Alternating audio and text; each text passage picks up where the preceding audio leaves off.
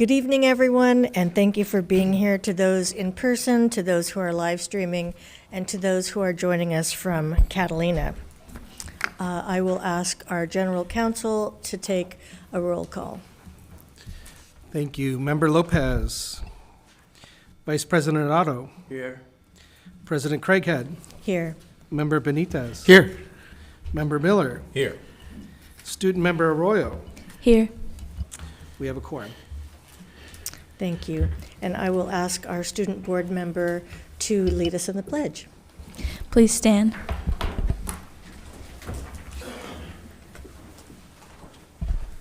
Ready, begin. I pledge allegiance to the flag of the United States of America and to the republic for which it stands, one nation, under God, indivisible, with liberty and justice for all.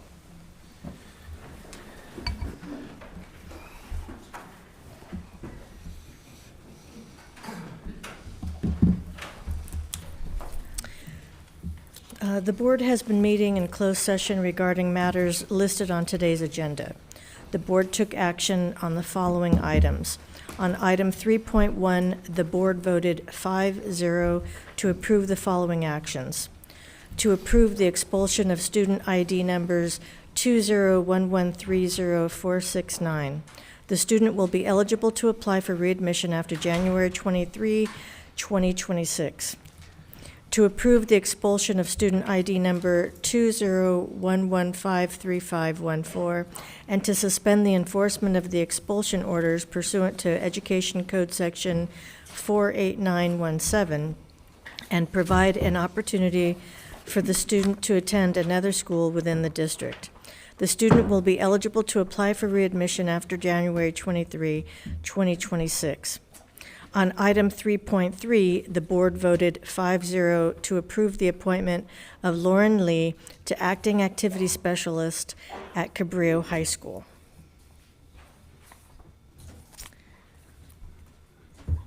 And now we are at adoption of the agenda. Madam Chair, I move to approve with a slight change in the agenda, if you will entertain the motion, or I can get a second, which is to move, just in the order of new business, under 16, if we could move item number 16.7 to the beginning of new business. In the past a few meetings, we've had students give public comment, and for obvious reasons, they're not able to stay, and we've gone very late. So, you know, in respect to students, if we could move that item to the first item of new business, that way, when we get to that item, they can be around for the discussion. At our last meeting, I had asked them to stay, and I actually, it was better for them not to stay because we stayed so long. Of course, we want you to stay, but we also understand students have school tomorrow and schedules and homework that they need to attend to. So I move to approve with a suggested change, minor change, of moving item 16.7 as the first item under new business. Second. Any discussion? We'll do a roll call vote. Member Lopez. Aye. Vice President Otto. Aye. President Craighead. Aye. Member Benitez. Aye. Member Miller. Aye. And Student Member Arroyo. Aye. Passes. Thank you. So when we get to that item, well, I'll remind everyone that we're taking it out of order. Okay. I don't know if we have our student representative. He's not here yet. Well, maybe we'll get to him if we can, but I don't see him here. So we'll move on to our vision in action. So I'll have our attention turned to the screens.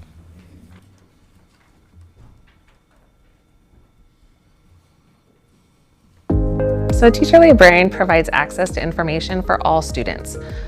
I don't just check out books to kids. I make sure that kids have access to fiction, nonfiction, articles, video content. I teach them how to be independent library users. I really try to expose my students to different kinds of books. So I really try to challenge them to go beyond what they already read. But it's not just that. I collaborate with teachers on lessons, how to promote literacy. I want students leaving my school knowing how to use any library that they walk into. Elementary, middle, and high school, the library kind of serves as a hub of literacy when teachers, students, and parents need access to literary resources, if they need help accessing information. The library kind of serves as the gateway to that information. Having a library on campus gives me this sort of freedom when it comes to reading books. You know, it has different types of books I can read for information or just for fun. And they help me out in my classes and just my hobbies. It feels like a nice, chill environment.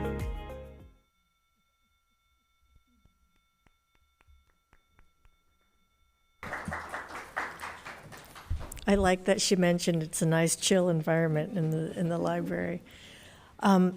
So in honor of our school librarians, we have a resolution that's part of our consent calendar, but since we're talking about libraries, I'm going to ask our student board member to read that resolution. A resolution of the Governing Board of Education of the Long Beach Unified School District proclaiming April as School Library Month.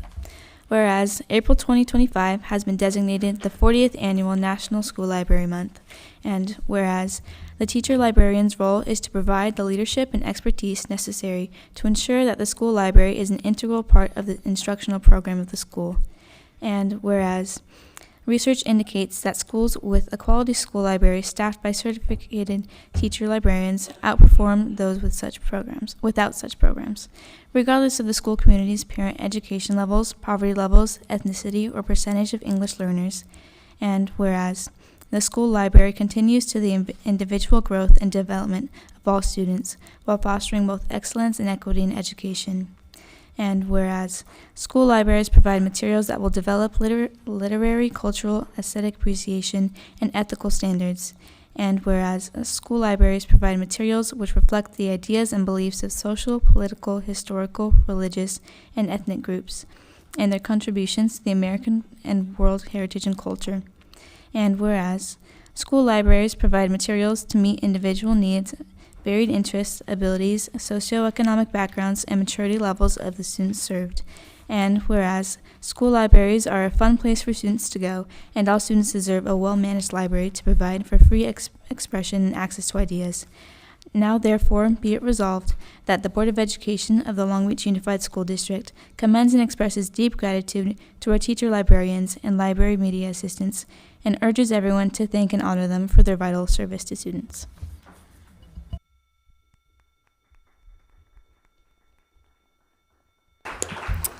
Thank you for reading that. It's always nice to acknowledge our teachers, our staff, definitely our teacher librarians. So to all of our teacher librarians, thank you for what you do. Let's see, next on the agenda, we have public testimony for items listed on the agenda.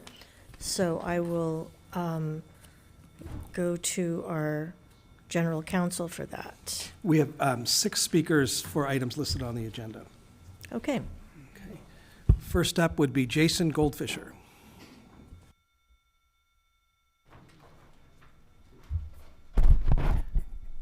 Good evening, everybody. I'm Jason Goldfisher. I'm here to speak on item 15.1 on the agenda as a Long Beach resident.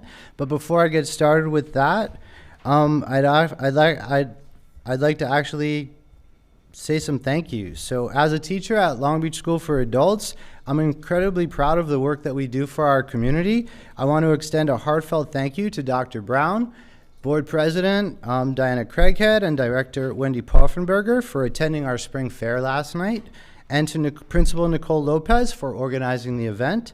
The fair is held twice a year. It showcases our programs, resources, and the amazing students and safe place for our immigrant communities that we serve.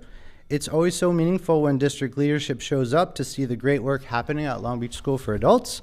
I also want to thank the board and district for providing us with a beautiful new home in North Long Beach, a space where we can grow and expand the programs that uplift and empower our adult learners. Now I'm going to switch my hat, and now I'm a resident of Long Beach again. Oh, no, I'm not done yet, sorry.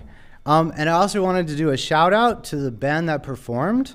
So the band that performed was a group from Poly High School, a group of Poly High School students, and they're called Grupo Cuenta Exclusiva, and they were simply phenomenal. So they absolutely deserve the recognition, and you can follow them on Instagram at Cuenta Exclusiva _. All right, now I'm going to change my hat back to a Long Beach resident, and I'm here to talk on agenda item 5.1 regarding ethnic studies. As many of you know, anti-Semitism has been rising exponentially both here in the US and across the globe. Hate crimes against Jews are now the #1 most reported hate crime in both California and the nation. This disturbing trend is the result of a decades-long effort of propaganda, misinformation, and harmful narratives pushed through social media, certain organizations, higher education, and recently even some teachers' unions and ethnic studies curricula. Just last week, a California Department of Education ruled, for the first time, that a Northern California district's ethnic studies curriculum violated Ed Code and marginalizes and discriminates against Jewish students. This ruling is likely the first of many. But here's what I want to say tonight. Long Beach Unified has come a long way in the last year and a half, and I'm here simply to say thank you. Thank you for working to create safer, more inclusive learning environments for all our diverse Long Beach communities. Thank you for building an ethnic studies curriculum that is aligned with Assembly Bill 101, that is free from bias and hate, and is reflective of the inclusive city, of our inclusive city and its many voices. It's a curriculum that encourages students to think critically and not just be told what to think. It is in this important area, Long Beach Unified can serve as a model for districts across the state and even the nation. That's something we should all be extremely proud of. Thank you. Thank you. Maria Esperanza.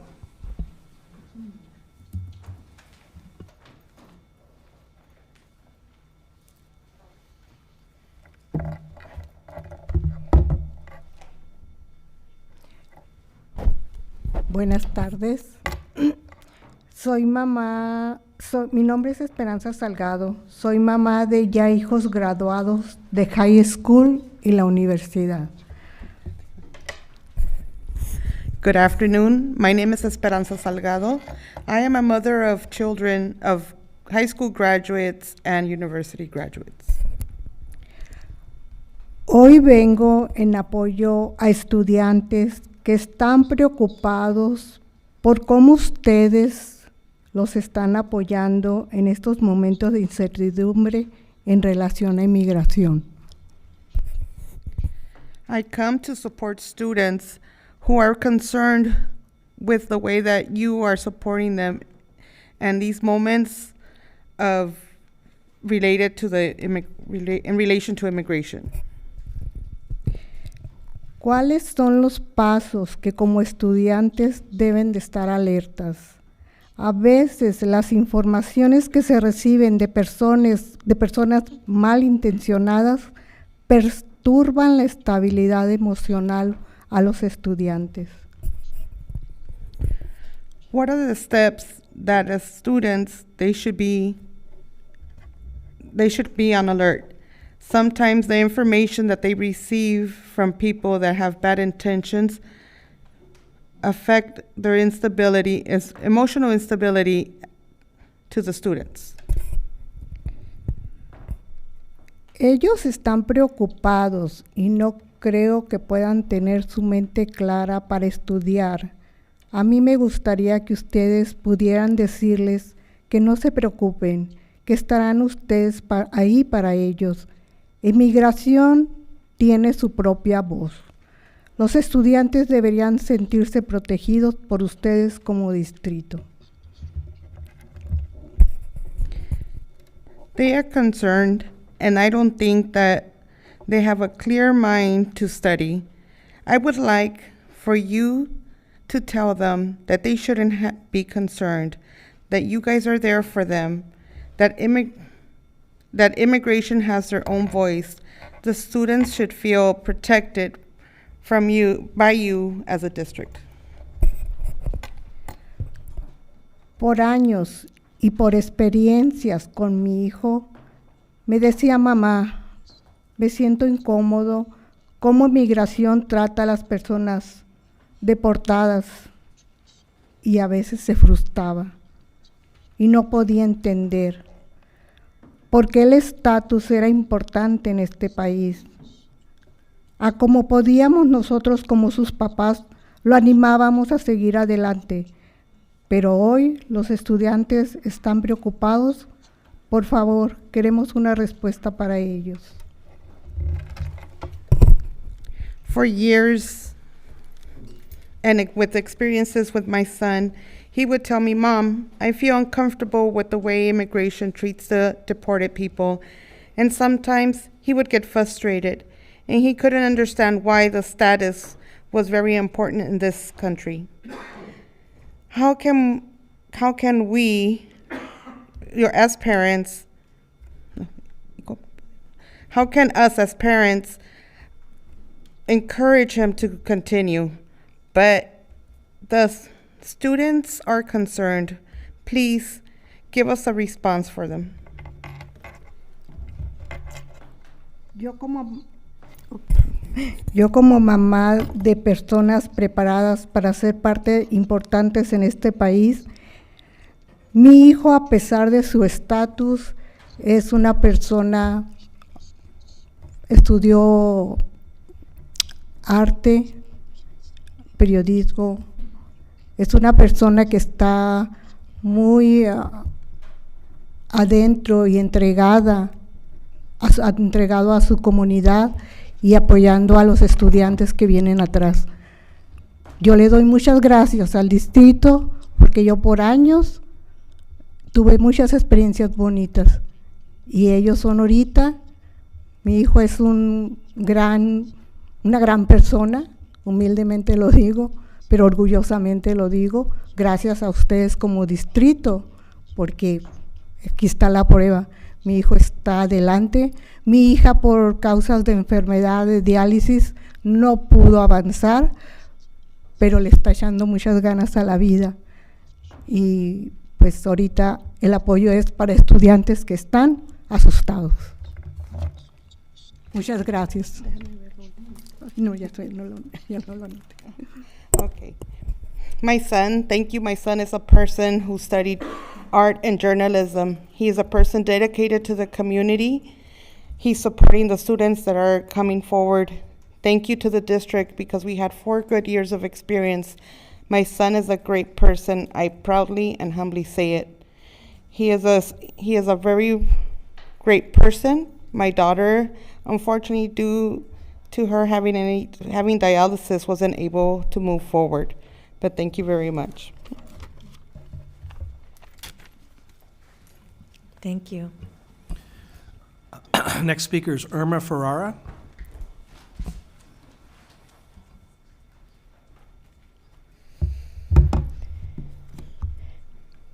Buenas tardes, mi nombre es Irma y yo vengo a hablar del punto 16.7 en la agenda. Vivo en el distrito número 1 con 3 estudiantes en este distrito y 2 graduados.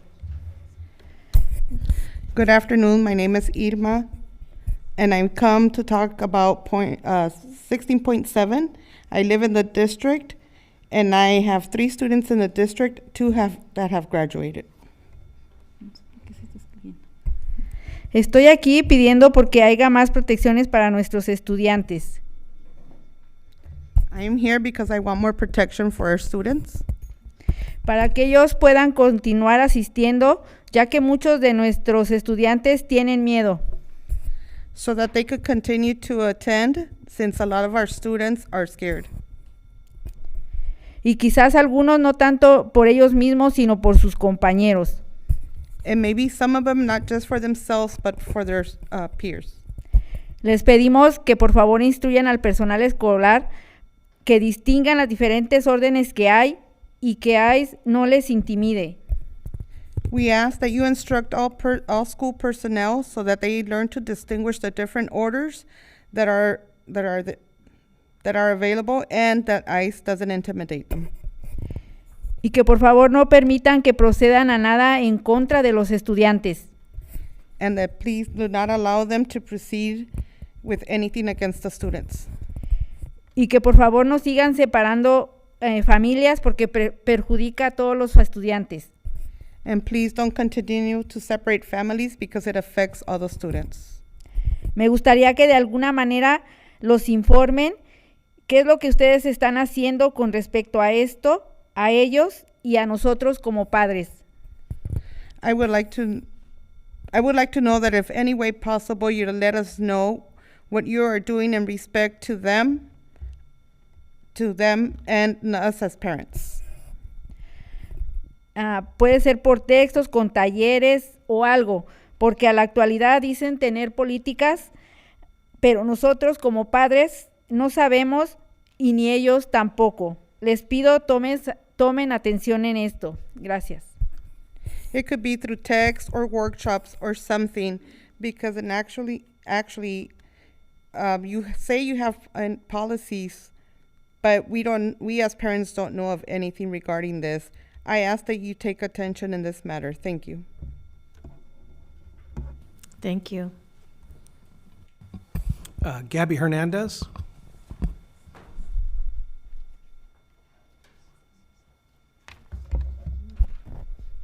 Hello, my name is Gabby Hernandez, and I serve as Executive Director for Orale. And we hear from hundreds of parents every day. Parents that are scared, parents that are fearful of having permanent separation from their families. And so we're here because of that, because we're hearing every single day how terrified they are. I also appreciate the work that has been done to protect our students and the policies and the work that is moving. But I do think it could be stronger. And I think we could have done it faster. The current administration came into office on January 20th. And I think this is something that we could have done before they came into office. Some tangible and tools that folks can use to be able to protect themselves. And so I'm here to ensure that the policy, as it reads, it also removes exigent circumstances as part of the policy. We believe that no matter what the circumstances are, no student should be turned into ICE or parents or records that they have. In addition to that, I would like to talk about implementation. As you heard from some parents here today, there may be things that you are doing, but they're not aware of it. So I think there's something that we have to do there as well, especially for non-English speaker parents. They need to be able to get this information. They're the ones that are affected the most at this point. So figuring out ways to get this information to them is critical. I also want to mention that we need to be able to have professors, your teachers, your school staff be trained so that they know how to respond in the case that ICE were to come to your school. And that those training needs to be throughout the entire district. And it needs to be done as soon as possible. As I mentioned, these attacks are intense and they're happening every single day. There's a new policy that comes out every single day where it's attacking immigrant communities. And I think I also want to mention that when kids are dealing with this, it's so difficult to focus in school, right? When your parents may be separated from you permanently, you cannot focus or be in a healthy mind and be going to school and learning. So I think we need follow-ups as well when it comes to parents. If somebody were to be detained, whether it's in the school grounds, around the school grounds, we need to be able to follow up with those parents as a district to ensure that they get the resources that they need. Again, if a student's dealing with this at home, there's no possible way they could be in a healthy mind to be able to pay attention in school. So I want to make sure that we're aware of that. And again, this needs to happen yesterday. And so I encourage you all to vote today on the policy that you have in front of you and that you make these changes that we just requested so that there are no circumstances where ICE can ever take any student or parent or record from you all. Thank you for your time. Thank you. Maribel Cruz.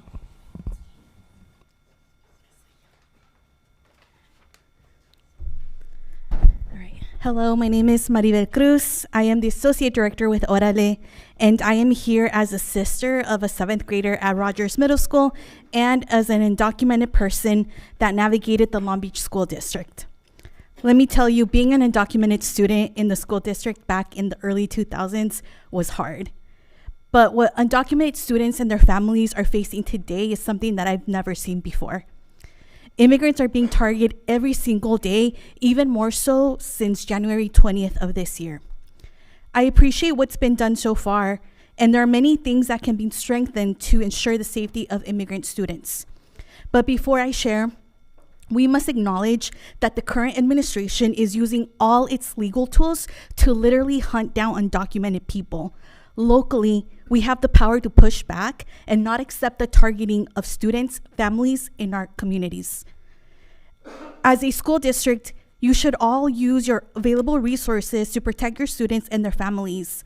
There are tangible ways that you can do this. First, the district should clearly say that judicial warrants signed by a judge are the only ones that are valid. Second, the policy should remove exigent circumstances because we believe that no one should ever be removed from school campus ever for no reason. There are many undocumented students on your campuses, many of which who may be afraid to even disclose their legal status to anyone in their surroundings. By having a policy that shows real protections for these students, it sends a message that they are not alone, that they have a community that will fight back. Together, we can push the boundaries for the protections of every student in this district. Thank you. Thank you.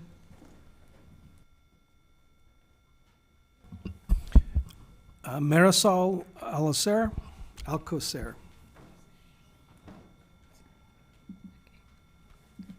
Buenas tardes, mi nombre es Marisol Alcocer y soy madre de una graduada de Jordan, uno de Cabrillo, y actualmente mi hijo está en Hamilton Middle School. Good afternoon. I am a mother of three children, two who have graduated from Jordan and Cabrillo, and one currently at Hamilton. Yo como madre de un estudiante de la middle school me doy cuenta del miedo que tiene en asistir a la escuela. Me, as a mom of a student with a child in middle school, I know how he feels to attend the school. Y también de sus compañeros de escuela.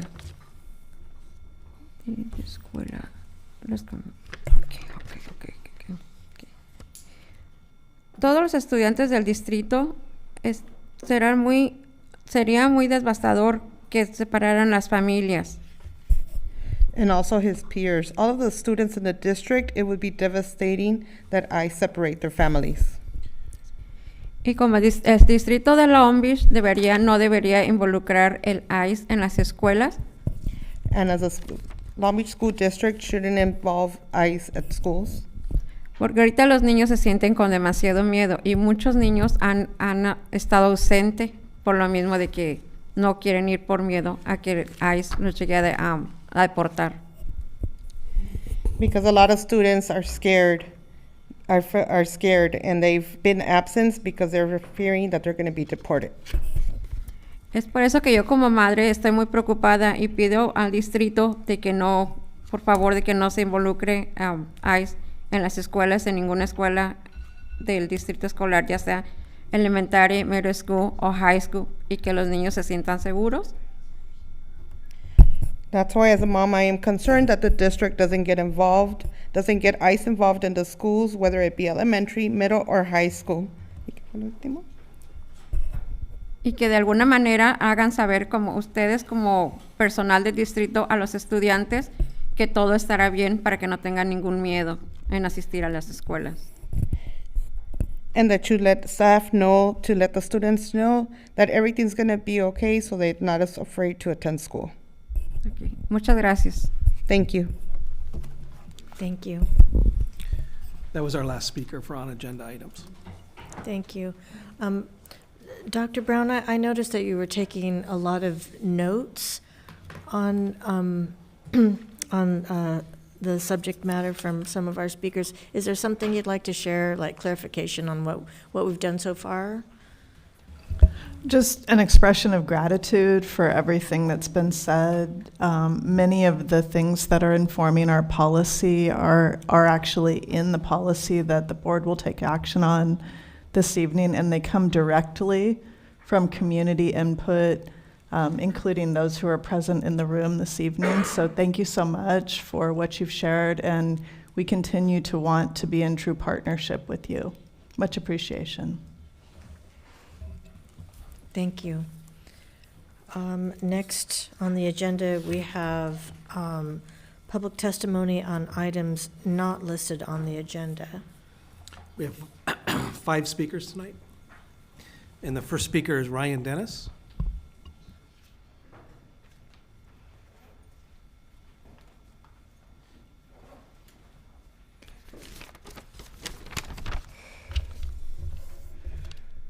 Okay. Oh, excuse me.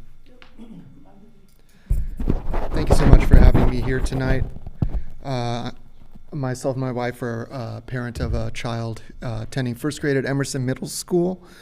And what I'd like to do is read to you, and my wife will help me out, I hope, an email that we sent on March 13th, followed up on March 21st, and then ended up reaching out over the phone yesterday to Elmer Manzanares, who informed us that the original email had gone to his junk folder.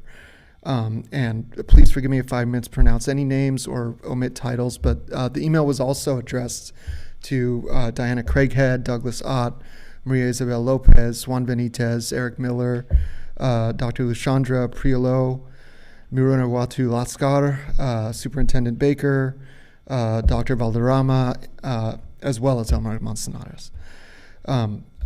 Elmer shared that he would forward the email to his supervisors and colleagues in his office, but we have yet to receive confirmation that worked out as well. So to the board and Superintendent Baker, speaking on behalf of many other parents of children in collaborative co-teaching schools and classes at Emerson, we strongly advocate for the continuation and expansion of the CCT program, the Collaborative Co-Teaching Program, ensuring that both a general ed and a special ed teacher remain present full-time through the 5th grade. We've seen firsthand the profound impact of this program on our children's learning experiences, providing them with the support, guidance, and encouragement needed to thrive academically, socially, and emotionally. Yet now, this critical program is being phased out after the 2nd grade, moving to part-time in 3rd grade, leaving students in grade 3 through 5 with only part-time support from a special ed teacher. This raises urgent questions. What happens to the students who flourished under this full-time collaborative co-teaching model? What about those students who still need the structured, consistent support of a special ed teacher all day? Will these students be placed into mild and moderate classes or moderate severe classroom instead? If so, wouldn't that contradict the district's own commitment that all kids are general ed kids? Reducing this or removing the support that they've come to rely on doesn't foster inclusion, it undermines it. Some might argue that scaling back CCT classes encourages the students' independence, but true independence, we believe, is built through the right support and not through the removal of it. You don't teach a child to swim by taking away their life vest before they're ready. You don't teach a student to read by eliminating the phonics instruction they need.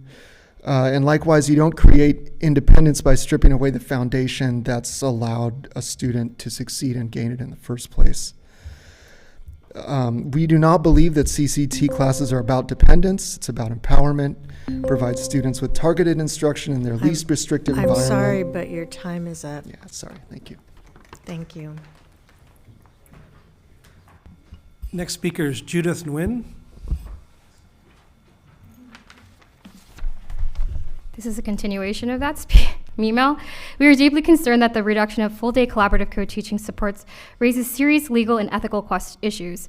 Under the Individuals with Disability Education Act, all students are entitled to a free, appropriate public education, which includes the services and accommodations they need to succeed in an inclusive setting. The CCT model was designed to provide individualized instruction and targeted interventions throughout the day. Replacing this with only part-time support from a special education teacher undermines that purpose. The change disrupts students' learning and may violate federal and state education laws. When this program was first implemented, it was presented to parents and educators as a full K to 5th grade initiative. That was the vision, that was the promise. Families of current 4th and 5th graders expected their children would continue in CCT classrooms, just like the students before them. Changing course midstream breaks trust with families and leaves students without support they were promised. Many students with disabilities rely on consistent specialized instruction to build foundational skills and make progress. Without full-day support, this may miss critical intervention moments, lose access to instruction tailored to their individualized education plans, and face a greater risk of regression. These aren't small setbacks. They can significantly impact long-term academic outcomes. Social and emotional development is at risk. The structure, consistency, and support of full-day co-teaching creates an environment where students build confidence from peer relationships and feel safe. Taking that away could lead to higher anxiety, isolation, and a loss of self-esteem as students struggle to keep up without the accommodations they need. Scaling back services without proper assessment could raise civil rights concern under IDEA, Section 504, and Americans with Disabilities Acts. If students aren't making adequate progress due to these reductions, it may lead to legal action. General education teachers will also be affected without a co-teacher. They must meet a wide range of students on their own, often without the training and resources to do so effectively. This can result in less individualized instruction, teacher burnout, and a decline in classroom outcomes for everyone. The long-term consequences of cutting support during these critical early years could include increased academic failure and more students placed in restrictive settings and a rise in mental health struggles among children who feel supported and overwhelmed. This is from Mr. Miller from 2023. With all due respect, the strength of this district lies in our willingness to uplift our most vulnerable students. And I hope my challenge today helps us rise to that occasion. Our students deserve nothing less than a more just and more equitable and more inclusive educational system. Superintendent, I would like to thank you for your words praising Fremont and Henry Elementary. This is what excellence, equity, and community look like in action. I challenge us to reflect on those words because collaborative co-teaching is exactly that, excellence, equity, and community in action. Thank you. Thank you.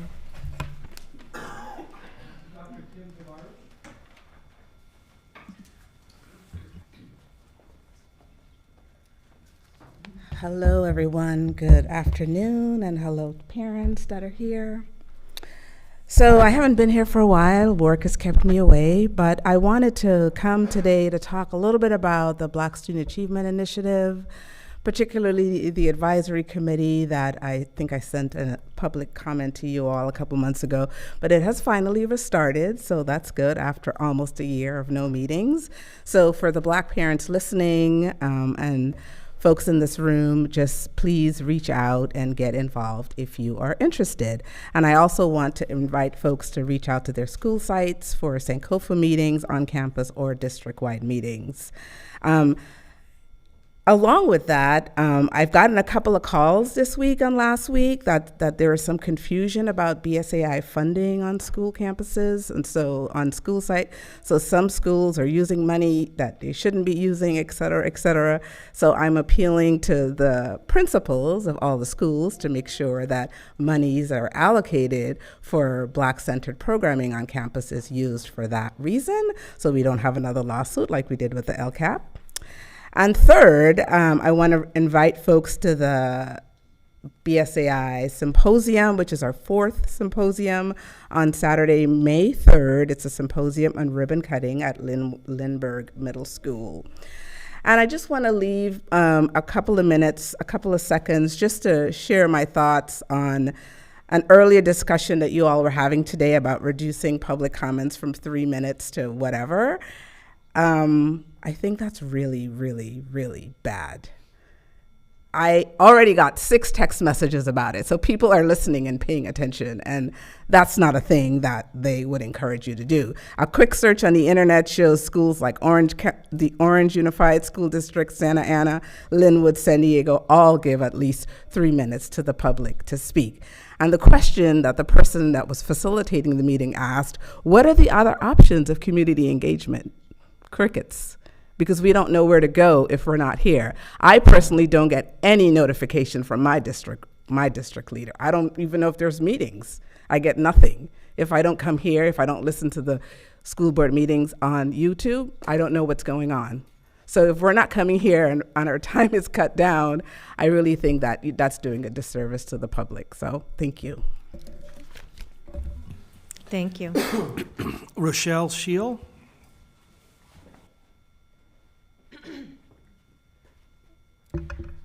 Good evening, everyone. My name is Rochelle Scheel, and I am a proud LBUSD speech-language pathologist. I am here today to continue our efforts in organizing and participating on behalf of my Department of SLPs. And tonight, I wanted to share a celebration, which is that last week during Prisk Elementary's Autism Acceptance Week, we held our second annual Prisk Best Buddies Club Friendship Walk. At Prisk, I co-advise our Best Buddies Club with my co-SLP, Sarah. We are in our 5th year running this club, in which students in our MS Success classes are buddied up with students in our mainstream 5th grade classes and attend monthly recess time meetings focused on play, sharing space, and fostering friendship. This club is a collaborative effort between myself, my co-SLP, and our special day class teachers, our mainstream class 5th grade teachers, and our principal. At our friendship walk, Prisk Best Buddies Club members walked the hallways of our school, waving light-up toys in celebration of friendship, while every student in our school lined the hallways offering high fives, giving thumbs ups, and holding signs they made to join our celebration of friendship. This is an example of the beautiful and important campus community work our team has accomplished over time through collaboration and teamwork, and highlights the vital role our school site teams, including SLPs and other specialists, are for our students. Teams have been impacted this school year by the layoffs in the Behavior Intervention Supervisor Department that occurred last school year. Unfortunately, the spreading thin of our BIS does impact myself and others on our student support teams. We continue to put our hearts into supporting all student success at our sites, but I would ask that our board and senior staff keep in mind supporting our site teams during decision making. Our board has been saying that student behavior will change when staff behavior changes. Supporting staff teams allows us to support our students. Thank you. Thank you. Our last speaker is Tony Salisbury.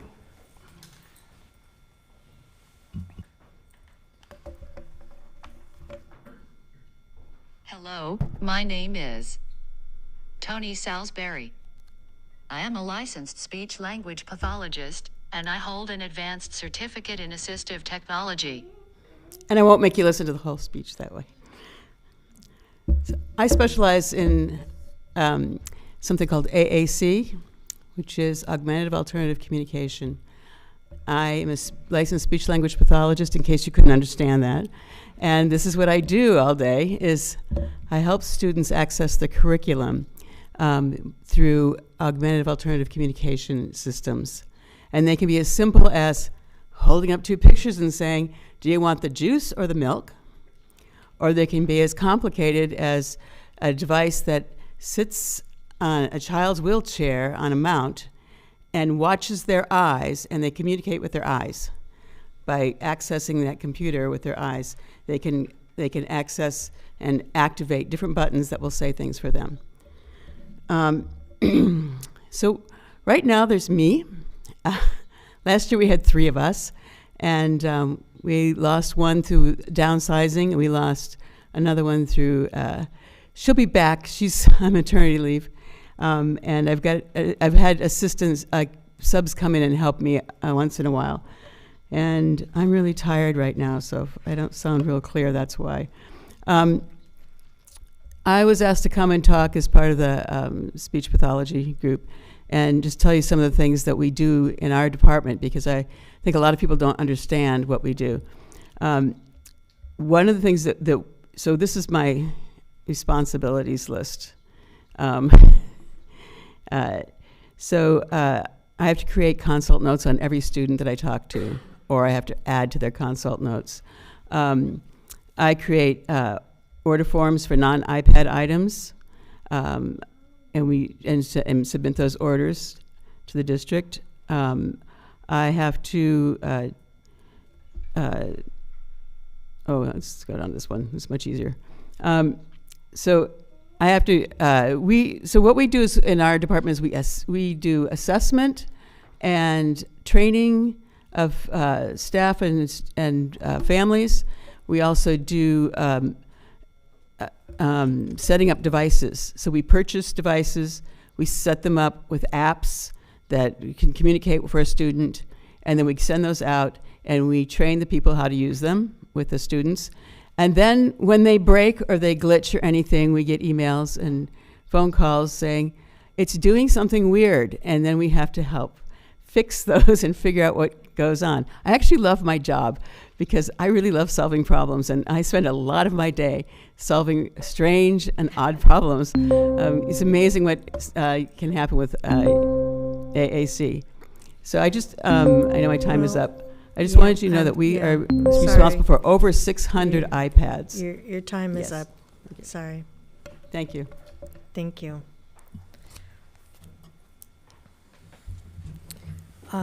Next on the agenda, we have reports on superintendent advisory groups.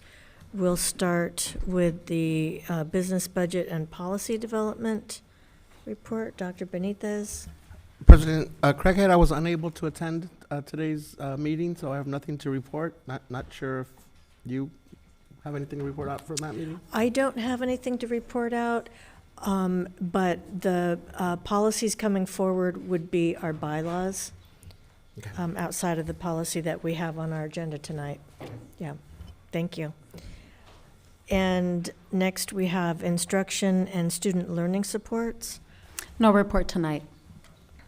Thank you. Mr. Miller, workforce development. Clean sweep, no report tonight. Clean sweep.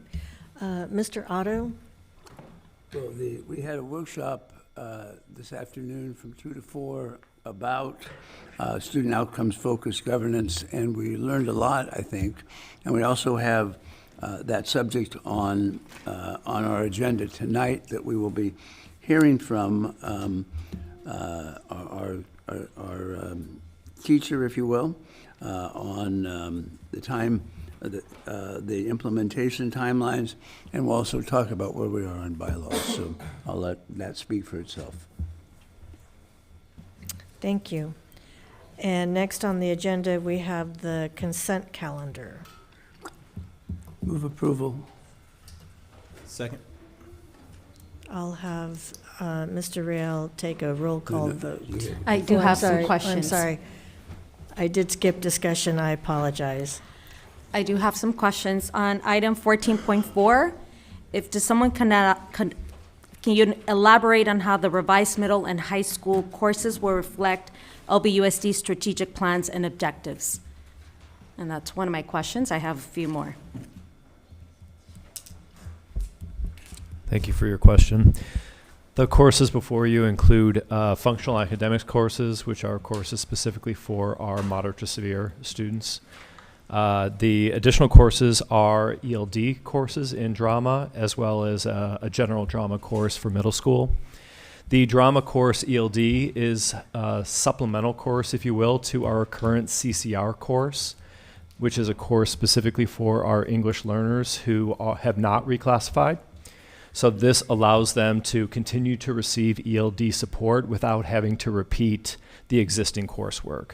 So each year we'll be adding additional ELD courses, basically to provide specific ELD instruction in grades 6, 7, and 8. Thank you. On item 14.8, the contract with Ground Education for $150,000. It's to provide outdoor environmental education program at select schools. And can you tell us how many schools will be, we're talking about, who will benefit from this program? So how many schools, and where are these, do we have a list of those schools? I can start. I know this particular item is out of nutrition services, and I know that Ms. Takahashi is not here at the moment. Oh, please. Thank you. No, it's fine. I was going to give a more general response. You can give a more specific one. Yes, as Mr. Moskovitz said, this is a specific one that is with the Nutrition Services branch, and it has them growing different foods and trying them, and I believe it's with 10 schools. And we do not have that exact list at this moment. Can we anticipate they will be throughout the city? Or are I'm they sorry, John? concentrated, are the schools concentrated in particular part of the Nutrition city? Services hasn't actually selected the school, so I will get back to you. Thank you. Once we hear about it. Thank you. And then just one last item, number 14.8, number 26. The contract with Continental Interpreting Services is being increased from $212,000 to $312,000. And I guess my question is, are we looking for interpreters? Are we hiring at this time? Is there a need for, yes, that's my question. We continue to be seeking interpreters, and our interpretation needs continue to increase as the amount of engagement that we're doing increases. And we're hiring interpreters? We have open hiring right now. Thank you. Further discussion? Dr. Benitez? Dr. Baker, I believe we received, Jeff referenced an additional memo. Is that regarding that? Yes, that is. With an explanation, background? Yes. And that our Personnel Commission is actively Yes. looking for high-quality Yeah, that's interpreters. that specific Yeah, okay. item. Any further discussion? Mr. Riel, I'll have you take a roll call vote. Member Lopez? I vote aye, with the exception of claims numbers 19 to 21 in 14.6, as additional information is needed to make informed decisions.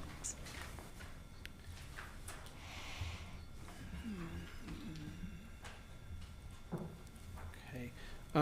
Vice President Otto? Aye. President Craighead? Aye. Member Benitez? Aye. Member Miller? Aye. Student Member Arroyo? Aye. That passes. Thank you. And that brings us to our staff report. So tonight, that is an update on ethnic studies. I'm excited to welcome to the dais our curriculum leader for ethnic studies and history, Mr. Alan Shepard, and our ethnic studies and history coach, Becky Sanchez, who will give you an update on our ethnic studies program, the development of our ethnic studies courses, in particular, the approach with which we had presented to you 2 years ago, almost to the month, around how we were going to meet the requirements of the AB 101 ethnic studies bill. All right. Well, good evening, Board President Craighead, board members, Dr. Baker, and district executive staff. I'm Alan Shepard, the History Social Science curriculum lead. I'm joined with Becky Sanchez, and we're looking forward to this moment in which we get to share the hard work that we've been doing behind the scenes, working with our teachers and our community to develop this course. All right, so today we are going to be reviewing some things since it's been a few months since the last time we were here. We're going to review AB 101, our approach in Long Beach Unified School District, update that progress that we've been doing, as well as discuss our current course offerings and potential growth, and offer some opportunity for questions as well. So to go over the bill, AB 101 was California's bill signed into law in 2021, one of the first in the nations to require ethnic studies as a graduation requirement for all students. The bill goes into effect for the graduating class of 2030, in which we also have to have a course ready to go by 2025, 2026. The ethnic studies course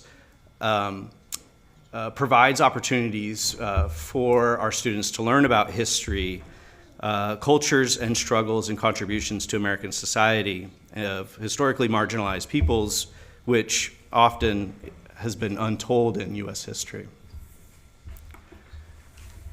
Ethnic studies is a multidisciplinary study that centers the struggles and triumphs and contributions and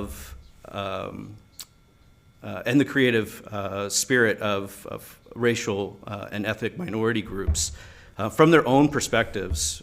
AB 101 offers several different means of accomplishing that ethnic studies graduation requirement. One of those is creating having an existing ethnic studies course, which we've had for a really long time in Long Beach Unified School District and continue to offer. It also allows us to create a course that's calibrated with the University of California State University System for A through G approval, and or create a locally developed course. And then there's also the option to create a course based off of the ethnic studies model curriculum that the state developed. Here in Long Beach, we have done 3 of those 4 so far. The last green check that's yet to be put onto the bullet point on the last is that we've looked over the model curriculum and found it to be a fantastic resource, and we plan on utilizing those resources to revise our current longstanding ethnic studies elective course. All right, a timeline now. I could feel right. It's history time, right? Okay, so positioning our journey in a timeline with AB 101 and ethnic studies. You can see that our progress really started with developing an exploration committee. Some of the committee members were site representatives, counseling staff, people in high school that really know master schedules. It was also manned by our team and in contribution and learning with the LA County Office of Education to really explore the different options that the state is requiring and how that fits within our priorities here in Long Beach Unified School District. That exploration committee then led to our May 2023 board presentation that Dr. Lund alluded to, in which we provided an update in which we mentioned that we're going to plan to create a blended ethnic studies course, one that offers U.S. history as well as ethnic studies, continue to offer our ethnic studies standalone elective to sites, as well as our dual enrollment opportunities, which have been providing ethnic studies education for a really long time here in the district. Tonight we're here to showcase the hard work that Becky Sanchez and her teacher-led team spent a year creating the ethnic studies U.S. history course, and to present that information to you. We're also going to host public review and take opportunity for feedback as well before we submit that course to the UCOP A through G system and to the board for approval later in this year. And then our plan, as you can see on the timeline, is that we're going to implement that course next year. This is per AB 101, and it allows us to have an opportunity for us to train our teachers, to receive feedback, to make adjustments, to do some coaching, and make adjustments before our first students enter in the system from 9 through 12. The students that will be affected by the graduation requirement are currently 7th graders. So we do have a public review offering for all of our community members, and going to our Long Beach Unified School District website, you can find the information and register to either participate in the in-person or an online preview and feedback opportunity for the course. That's coming up in May. And then we're also going to engage other community groups that participate in our district. In that May 2023 board presentation, we did mention about that blended course that we were developing. Tonight is really going to be about that course. I do want to mention that we still are offering our ethnic studies standalone elective option for our sites to choose, as well as the expanding horizons of dual enrollment as another opportunity for our students to fulfill this graduation requirement. So a little bit about the course. The course, Ethnic Studies, Our American History, is a blended course between U.S. history and ethnic studies tenets and content. It's still going to continue to use our recently adopted U.S. history textbook and ancillary material, along with new physical and digital material that has been woven into this new course. The new course does combine together, the blended course does combine together the U.S. history standards as well as the ethnic studies tenets and increased representation for our particular ethnic and cultural groups. Okay, so I'm going to pass it over to Becky Sanchez, who spent time developing the course to dive a little bit deeper.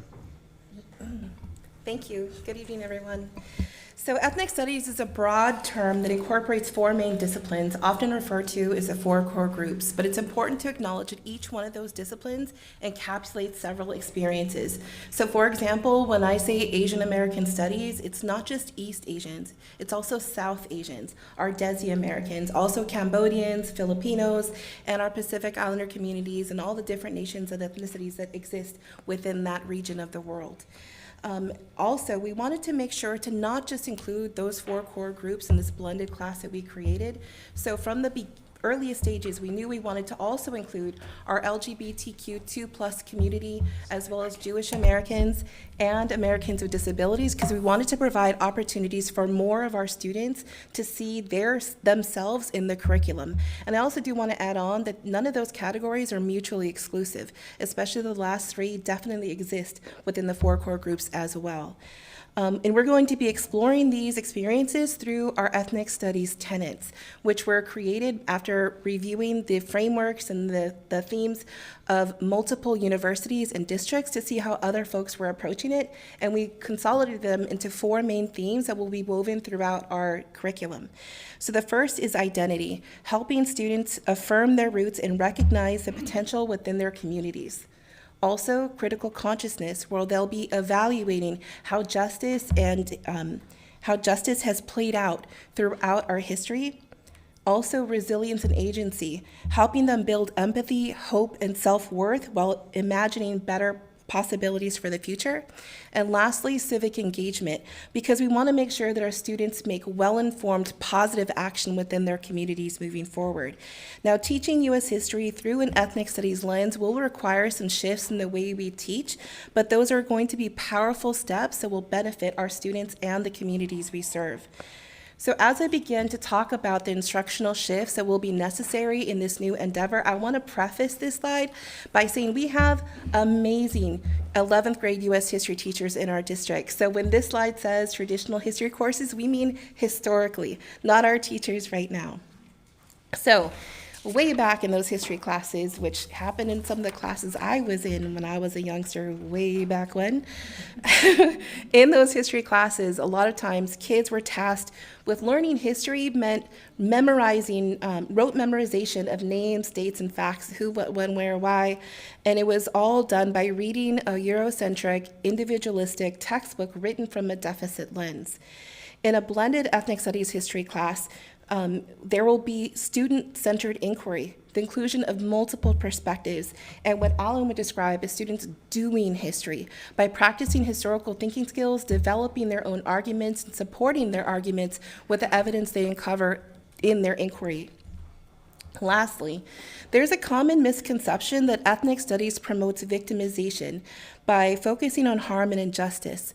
Now, while these topics will come up because there are challenging moments in our history, we approach it in ethnic studies through an asset-based approach, meaning we look at how folks are not objects of history and passive members with things where things just happen to them, but we focus on them as subjects of history, looking how they positively engage with the world around them to build opportunities that we all currently benefit from today as Americans. So by them working for justice, we rake in the benefits of it, and we want to make sure that momentum moves forward.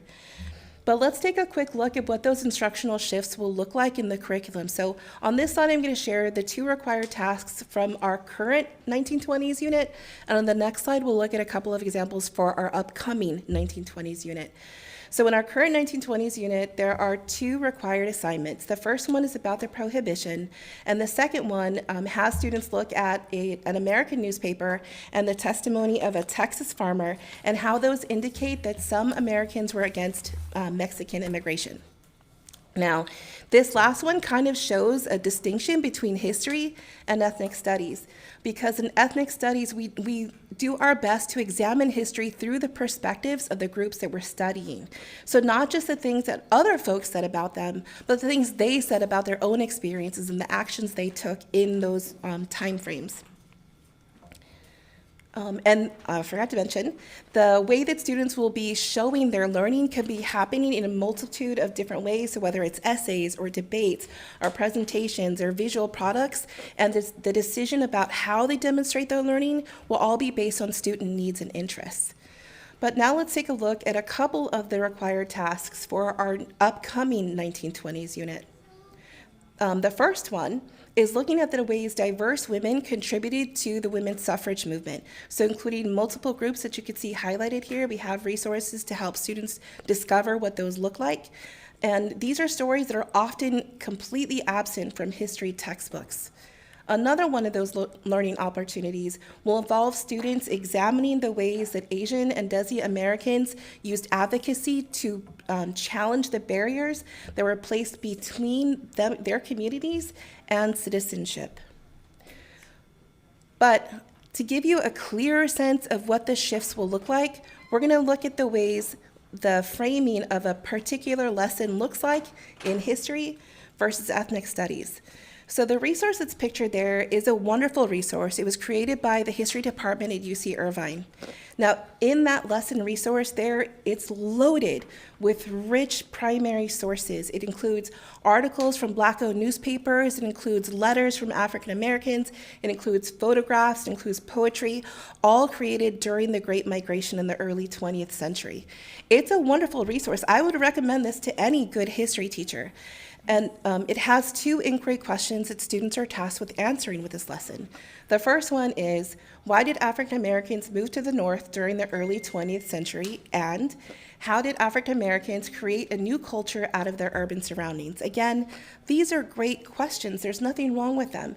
But the addition and the combination of ethnic studies and history is it provides us the opportunity to bring in concepts from ethnic studies that will deepen students' understanding of the past. So let's take a look at the new inquiry question using the same lesson resource.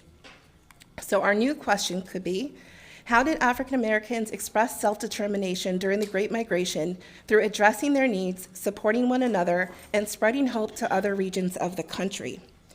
This updated lesson still uses the exact same primary resources, and students will still have the historical analysis of push and pull factors. So not only what was happening in the South that made folks want to leave the South, but also the things that were happening in the North that drew them in, right? So the hope and prosperity that was being developed that made them take that leap of faith to move to a completely different region of the country. Additionally, with the addition of the concept of self-determination, which, in case there's anyone who doesn't know, means the rights of groups to collectively work to address the issues that are impacting their community. And so what's significant about that is that students, according to the original question of how did African Americans build their own culture, by focusing on self-determination, we will only know how they built a culture, but students will understand the significance of that culture, how it impacted not just the folks in the North, but how that spread hope all the way into other regions of the country and inspired other groups to take on that momentum of self-determination. So through our ethnic studies tenets and our approaches, students will not only learn American values, but they'll also learn the value of all Americans, from our native nations to our recent immigrants and everyone in between.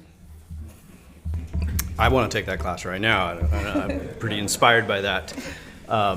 We're really lucky also to be creating right now an ELD version of this Ethnic Studies U.S. History blended course. And this is going to be the hardest working course that we're going to have in our system, because what it will do is it'll allow students that need English language literacy support receive that support.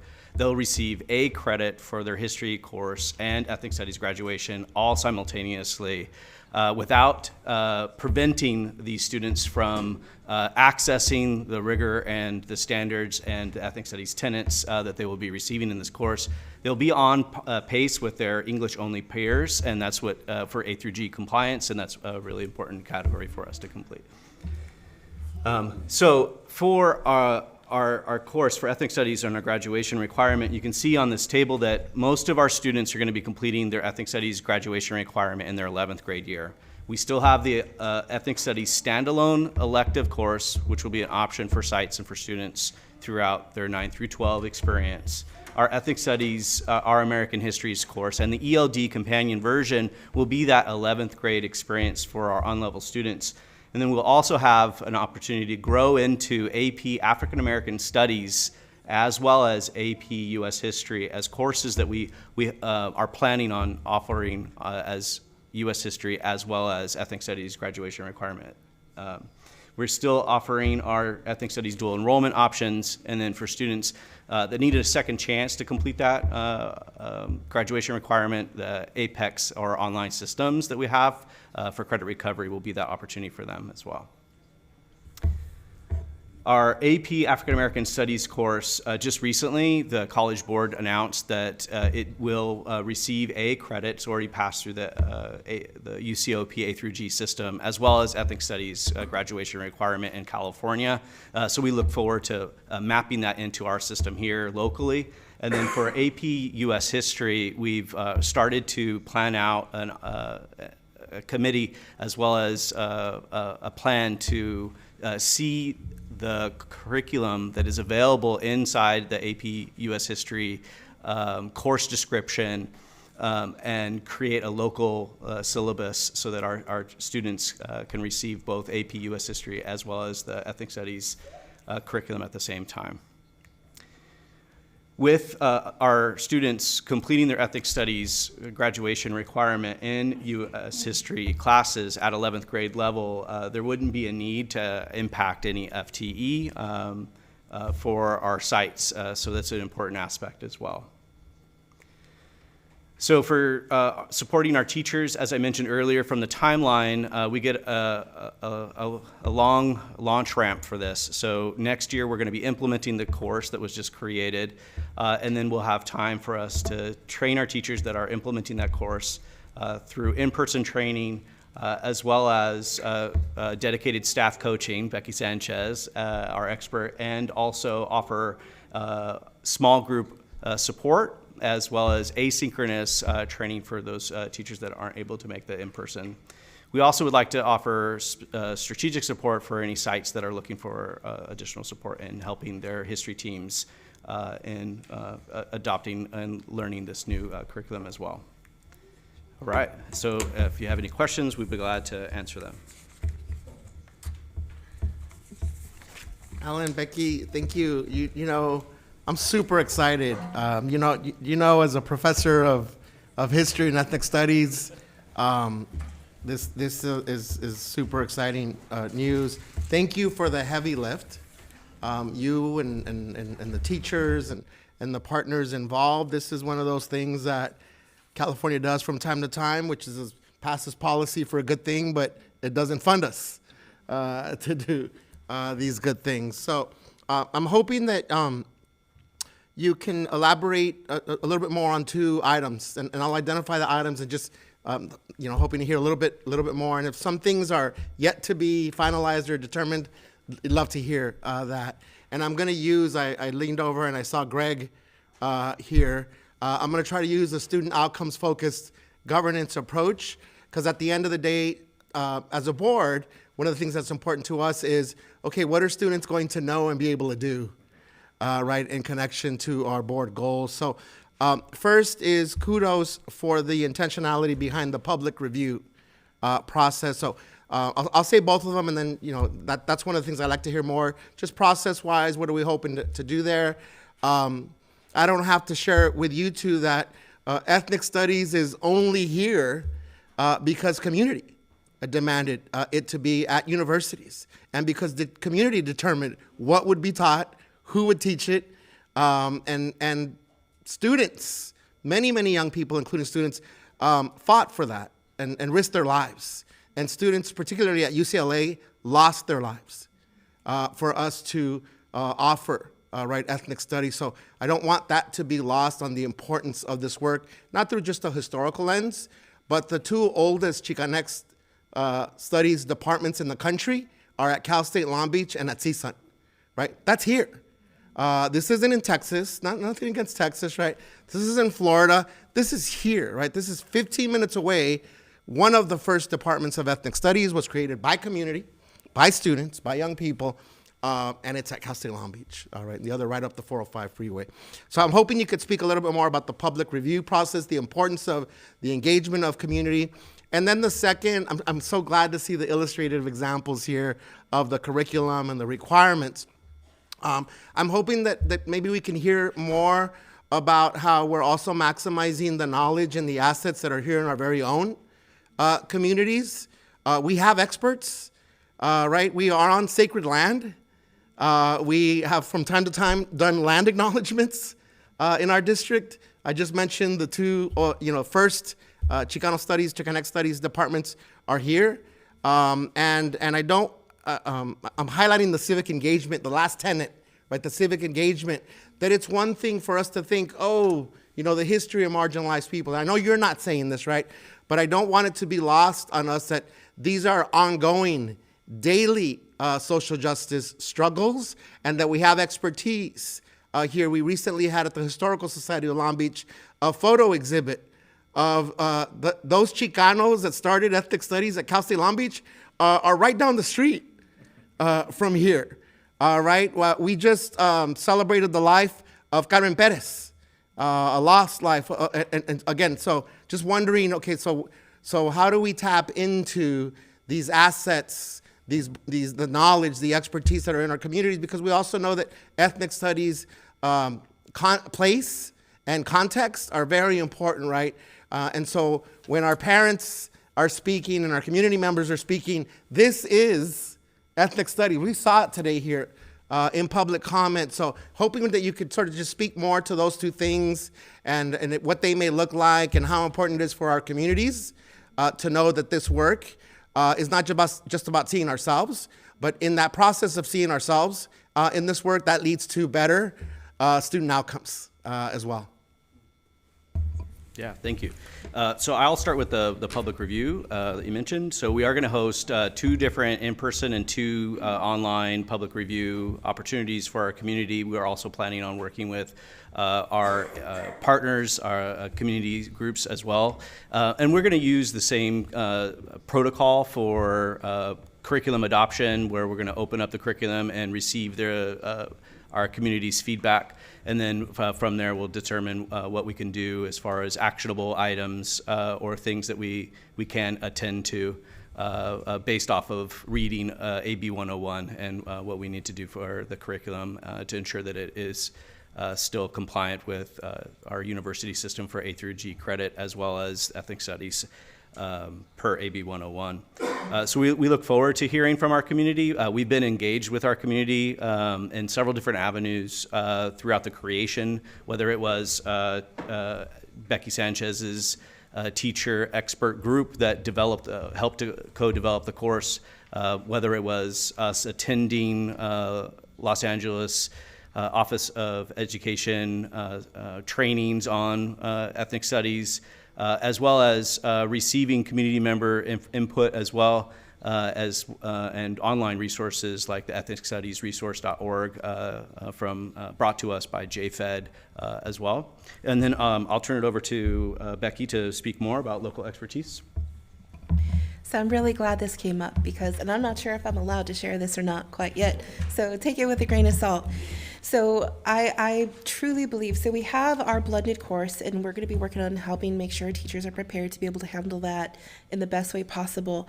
But I've already shared with Alan from the beginning, because we also have that standalone course, and I would love for that class to be centered on Long Beach history, because there is so much history for you. Now, I'm saying that as a person who didn't grow up here, right? Because this is a wonderful city, and if we could call on different community organizations, like for example, there was a Tongva elder that just passed away in October, Gloria Arianes, who was pivotal. She was a member of the Brown Berets. She lived here locally, not in Long Beach, but not too far away. And so highlighting these pillars that we've had in our city.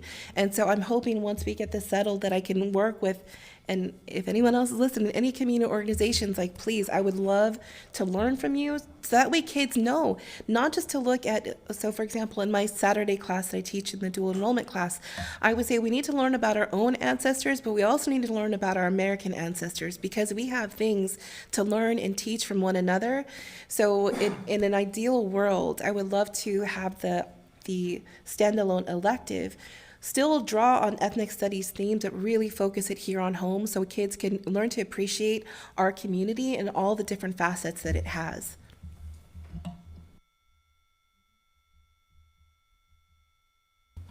Well, I know you mentioned Southeast Asia as being part of the Asian American curriculum, and I'm wondering if that includes the Cambodian genocide. I know that our Cambodian community in Long Beach is the largest outside of Cambodia, so I know that we have so many people who are invested in our Cambodian students, and I know that our Cambodian students would like to see their heritage reflected in the curriculum. Yeah, so in November of the last year, we were able to participate in Orange County Department of Education's Model Curriculum Conference, in which they hosted here in Long Beach, the city of Long Beach, a curriculum conference unveiling a model curriculum that's now available to all teachers in California on Southeast Asian, the Khmer population, as well as Hmong and Vietnamese. And so we were able to bring teachers there, over 165 teachers to participate, as well as other staff members to participate in learning of that curriculum. We actually had some teachers prior to that help to write the curriculum as well as pilot the curriculum here in our district, which has been fantastic. And then that curriculum has been such a fantastic asset for us to infuse in multiple places in history, social science, and in ethnic studies. So as Becky Sanchez mentioned, our standalone elective course is ripe for revision now that we have our model course where we've developed our local Long Beach Unified School District ethnic studies tenets. We now can infuse those in a revision of our ethnic studies standalone course, which then we can bring in a lot more of the local history as well. In addition to that, we've also incorporated some curriculum into the blended course, and I'll let Becky address that specifically. Yeah, I think I'm just going to be echoing what Alan said. We made sure to look through the resources that were developed in that model curriculum, and we plugged it into the places where they would fit best into the new course outline. Becky, just along those lines, so you both referenced it. Where does our ethnic studies initiative with our university partner sort of fall in the mix? So dual enrollment is an expanding horizon, and currently we have students enrolled in this semester for the ethnic studies dual enrollment program that meets on Saturdays at our comprehensive high schools. And I think they're actually going to be finishing in just a few short weeks and going to the symposium in which you've guest spoke before. And then we also have a Long Beach City College Ethnic Studies opportunity for our students to take as well, which offers them ethnic studies requirement. And hopefully those course numbers, sections, offerings expand so that our students that are hungry for this information are able to pursue that avenue. I have a question in regards to just kind of, well, first of all, thank you both for being here and for all the hard work that you've put into this curriculum and this new course. And I've already talked with different students who are so excited for this to be implemented and this to be an option for them. But so how are students being notified about this new curriculum and this new edition of this course requirement? And if they haven't already been notified, when will they start being notified? That's a great question. So over the last 2 years, we've been able to do in-person training with our U.S. history teachers, all of our history teachers, and we've been able to cohort them by their content area. So U.S. history teachers have been meeting. We've had 4 different in-person trainings over the last 2 years for QCI. And in those QCI trainings, we've already been talking about the AB 101, the ethnic studies graduation requirement, and that we're moving towards this blended course. We've introduced the tenets. We've also highlighted the lesson, the model lesson that Becky went into detail to our U.S. history teachers so that they are prepared and able to share that information with our students. For the students getting informed themselves about this upcoming transition to the U.S. History Ethnic Studies blended course, there is a plan in place for us to communicate using the typical communication streams that we have, like Peach Jar as well as Canvas, to notify them. But once our students, in 2 years, when those students are 9th graders that will need to complete this Ethnic Studies graduation requirement, we'll have to do a different type of information protocol for informing them of this new graduation requirement through the typical means that we communicate with our students.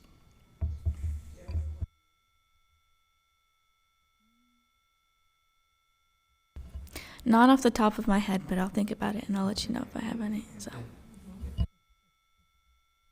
That's the beauty of having a student board member right there.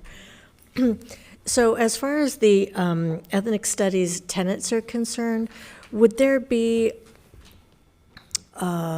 maybe a place in there for tapping into our local resources as far as people are concerned? Because we have leaders in different communities that I think would be a particularly rich resource in addressing a group of students, or talking about their personal experiences. You referenced the curriculum symposium last fall, and there were breakout sessions that included people telling their personal stories, and there's nothing more powerful than hearing from somebody who's have that lived experience. So would there be room in there, or how can we include the rich resources we have in our community? So I appreciate you mentioning that. Yeah, we had actually several staff members as well as teachers participate as presenters in the conference, and I attended one session in which our own staff really presented their own personal story of dealing with the genocide and escaping and fleeing to resettle in Long Beach and growing up here in Long Beach.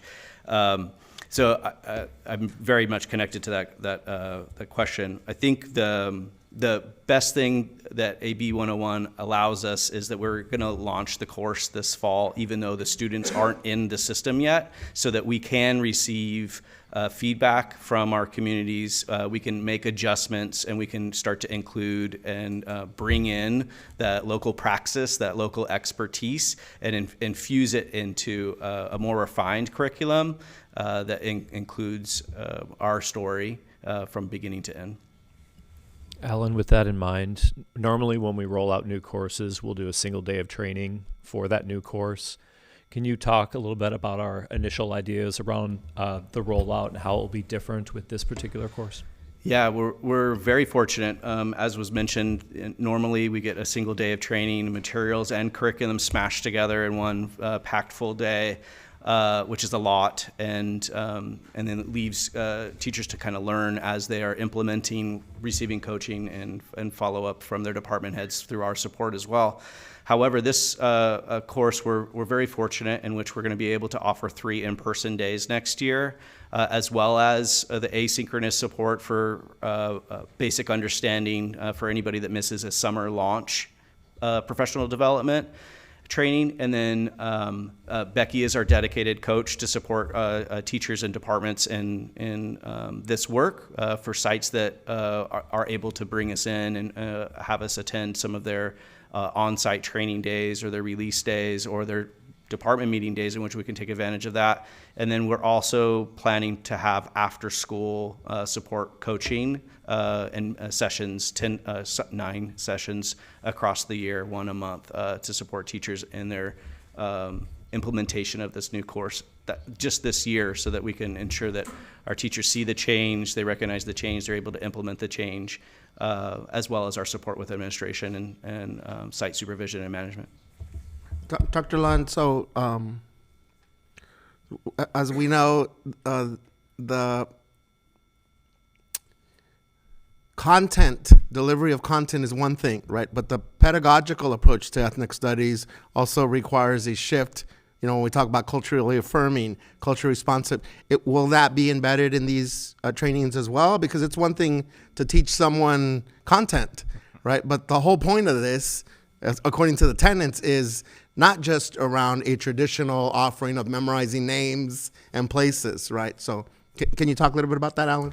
Yeah, just real briefly, and then I'll turn it over to Becky as well. The three buckets of, I think, quality instruction fall into content knowledge, deep content knowledge. It falls into pedagogical, those instructional moves, that bucket, and then also disposition, so that warm demand or the environment in which you cultivate in your classroom. So attending to all three of those buckets is really what our goal is always, but in particularly talking about the shifts in these three areas.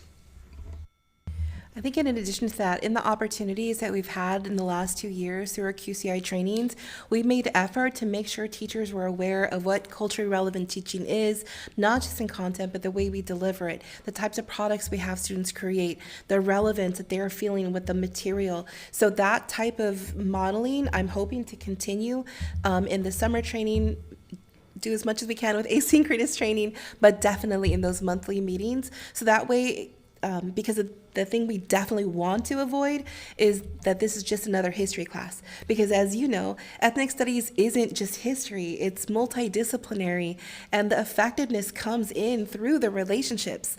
I firmly believe that that's where the power of it actually lives, even beyond the content. So definitely something that will be ongoing effort that we'll make sure to work into the program and support our teachers to promote student success.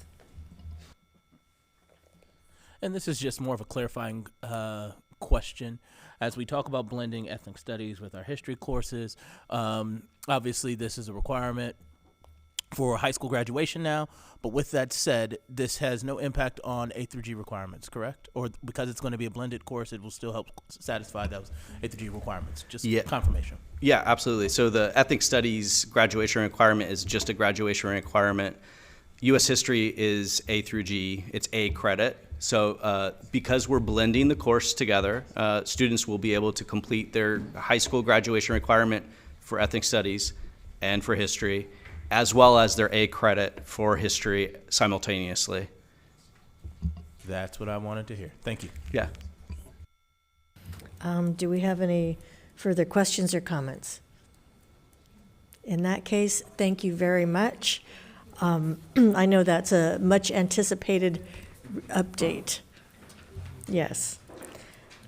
And next on the agenda, we have new business, and I'll just remind everyone that we moved item number 16.7 in front of 16.1. So we will now go to 16.7, approval of board policy 5145.13, response to immigration enforcement. And I'm going to turn that over to our legal counsel, Mr. Riel. Okay, thank you. This is up for discussion and possible approval tonight for an updated board policy in the area of immigration enforcement. This is we had our first reading, our last board meeting, your last board meeting. And just a reminder a little bit about the genesis of why we updated this particular policy. We do currently have an active immigration enforcement policy in place. The reason we looked at modifying and adjusting this is following that we had in place since 2017.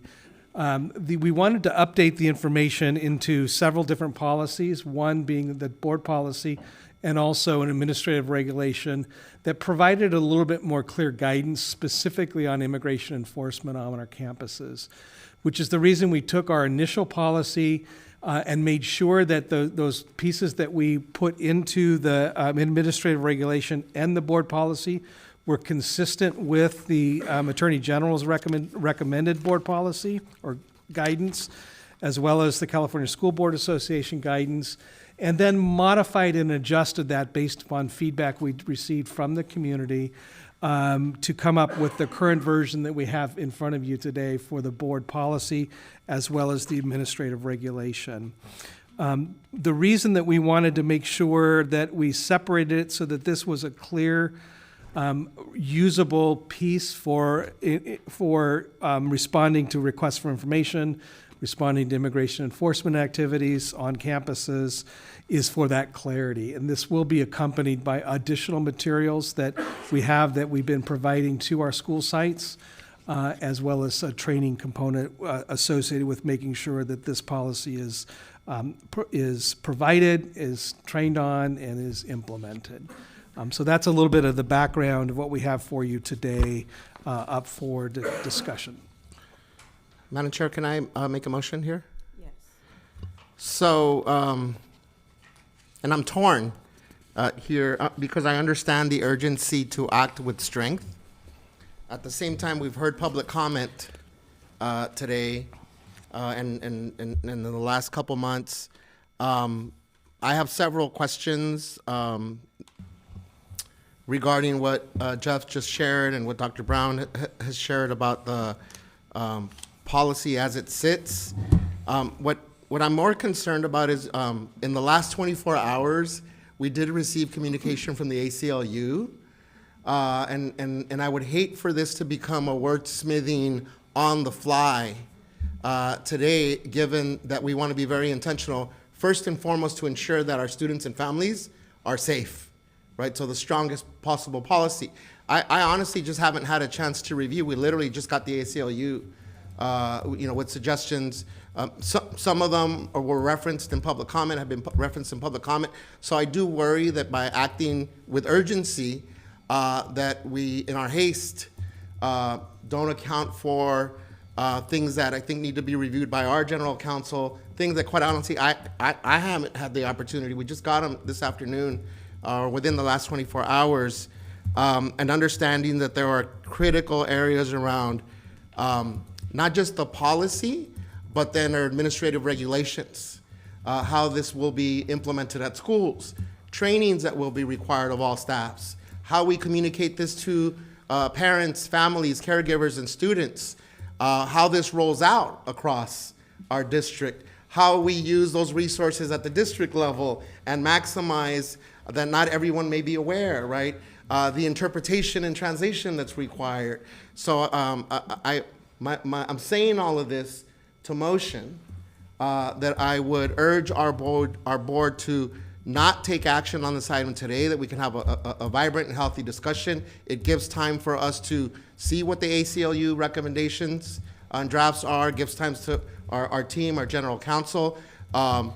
It makes our public aware that we're being very thoughtful, but that we need to pass, yes, absolutely. So I would motion that we don't take action tonight on the item, that we put it on the next agenda, the very next agenda, if Jeff, if that's enough time for you and the team, because I have a lot of questions about public comment, things that were proposed, but as importantly, the way that this is going to be implemented and rolled out, and how our communication with our families and caregivers plays in. So things like, if and when any official shows up to a school, how will we communicate? Who will we communicate with? All those mechanisms, I think, although they will be, and rightly so, in more the administrative regulations, I think it's important for us to be as transparent so that when folks are in doubt, they can say, but the policy, ensures that our students, our families are safe and will be communicated in X, Y, and Z. So my motion, again, I said a lot there, but I need to contextualize it, is to continue with the discussion today in as much as we can, given that I haven't even had a chance to review the ACLU communications, and I don't even know who received the ACLU communications on our team side, and that we take action after we've had a chance to ask our questions, review, do some background research at the very next board meeting. That's my motion. Okay, so you are moving to not take action tonight, right, to place this as an item for action on the next board meeting. Yes. Okay. So we would need a second. Second. Discussion? Could we, because I think that there is urgency in having something in a policy in place, could we give feedback and have those changes and then vote on the policy? or not? I mean, I know that that's not the motion that was passed, but that is a question that I do have, because,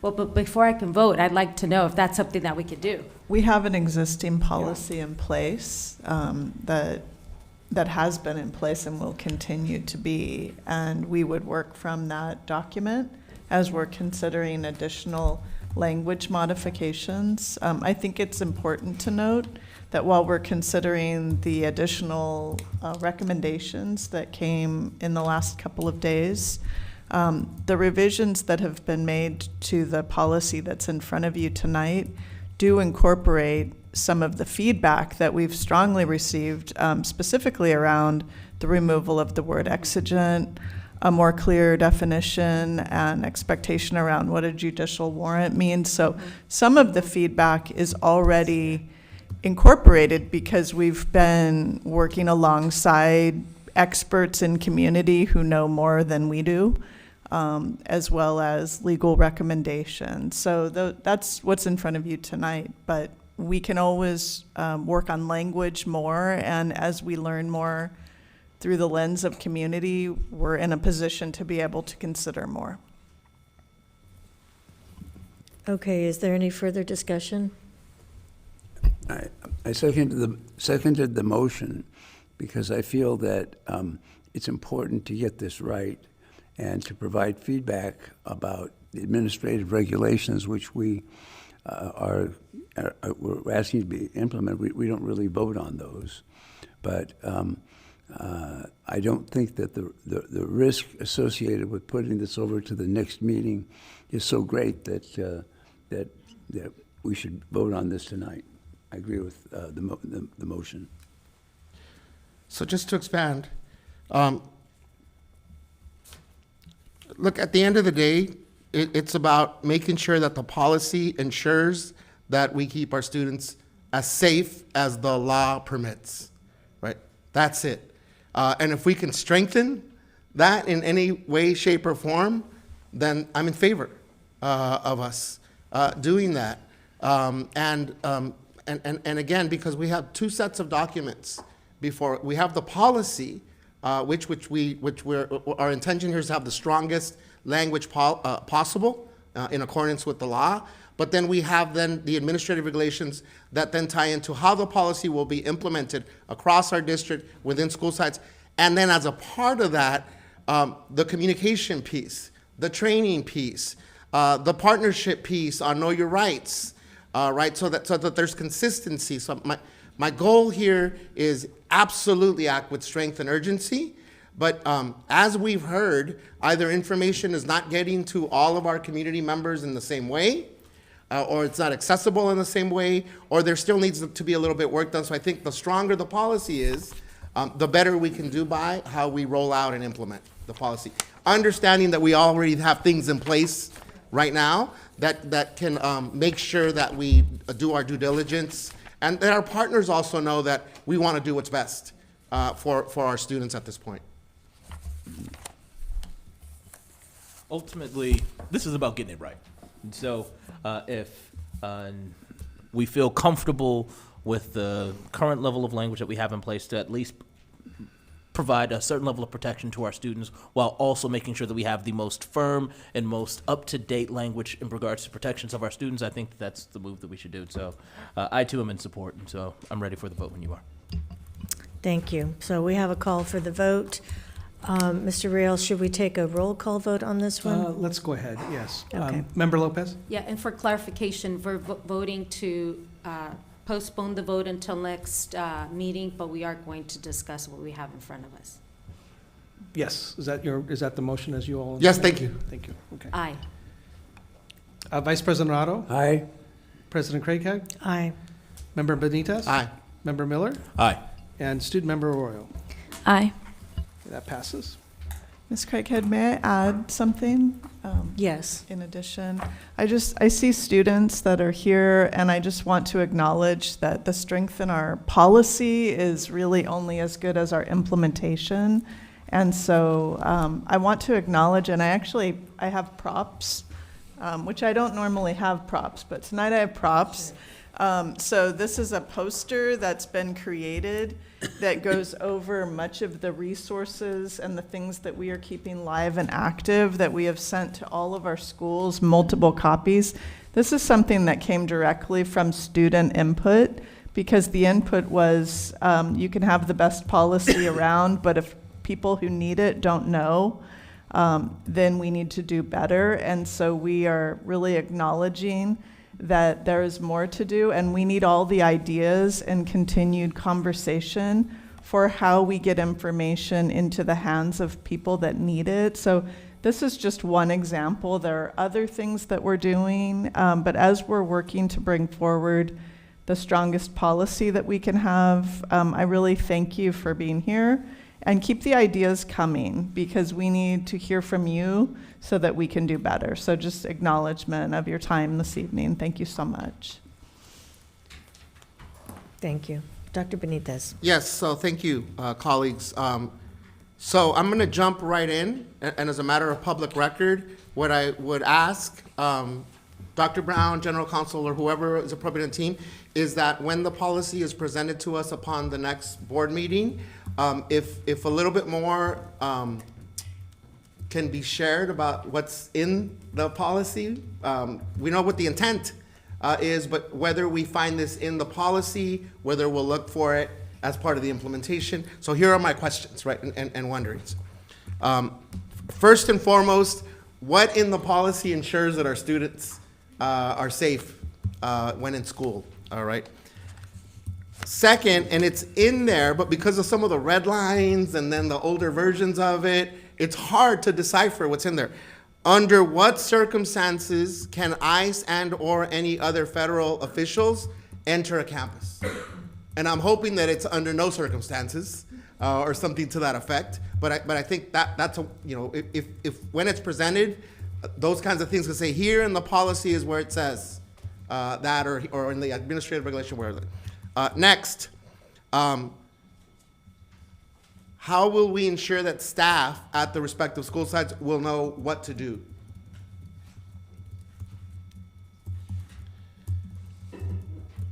Next,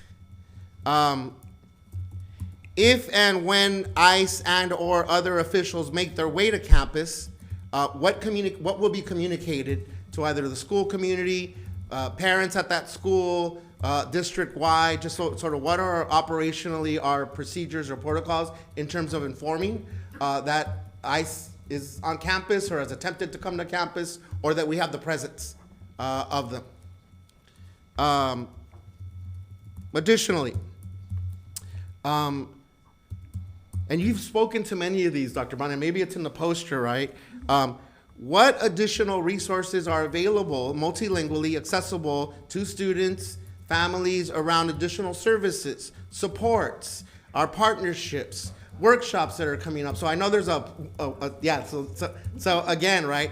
But we've also heard from community around, you know, we have, what, 50,000 red cards out, but is there a consistency in how these are being passed out or accessed at the school or distributed? Are they at school events? Are they at back to school night? Sort of the operational thing, right? And then ultimately, upon review of the additional feedback that we've had, and again, I'm speaking specifically to the ACLU communication, are there things there that we're considering and or that are in the whatever updated version of the next policy iteration? So those are amongst the things that I think, as the policy is presented, if the team, Dr. Brown, can speak to those things, and then where we can see those things, and where community will have assurances on how they will know about these things. I also, in the policy, it states that district staff shall obtain parent guardian consent before a student is interviewed or searched by any officer seeking to enforce civil immigration laws at the school. And this is for legal counsel. Can we just refuse to have students interviewed or searched by officers seeking to enforce immigration laws? And if so, can we just eliminate that altogether from the policy? That part speaks specifically to a civil enforcement action, which we would not permit on campus unless there was permission granted by the parent. Well, Go ahead. I'm sorry to interrupt, but because it follows with unless the officers present a valid, effective warrant signed by a judge or valid, effective court order. We're obligated by law to follow a judicially signed judicial order or warrant signed by a federal judge. We're obligated to follow that. Right, so then I guess what happens in the event parents cannot be reached? And now we're talking about minors being interviewed, questioned, and searched by The only time that would happen would be if it were in response to a judicially issued court order. That would be the only time that would happen. Even if the parents are not able to. We're obligated to follow a federally issued judicial Okay. warrant. Yes. And then, do we have any idea who would be conducting these trainings for teachers and school staff? And then, who will be, who's going to be presenting them, and when will they be presented? We've already begun. We've been in a process of training since January with school office staff. We've focused on our frontline staff first. By frontline, I mean those who would greet someone coming into the school. We're expanding beyond that. Recently, all principals have received more in-depth training, both on our policy, on our safety response, on Know Your Rights, and we will be extending that to teachers because we recognize that while teachers would not play a frontline role in receiving somebody into the school, we want them to have information so that, because they're such a valuable resource for students and there's so much in the exchange between teacher and student that happens, that we know that we need to have more information. So we will be doing that with the staff that we have in partnership with several organizations who are expert and coming alongside us. Dr. Brown, if you're at liberty to share, we also are, I believe we're in the process of partnering with a Disability Know Your Rights organization as well, because there were also particular concerns from our students' families and disability advocates around some of the more specific questions that our disability community has as well. Yeah, I appreciate the prompt because it allows us to both share something that we're doing, but also dispel a myth. And the request was for families who have children with disabilities, could we provide some specific training?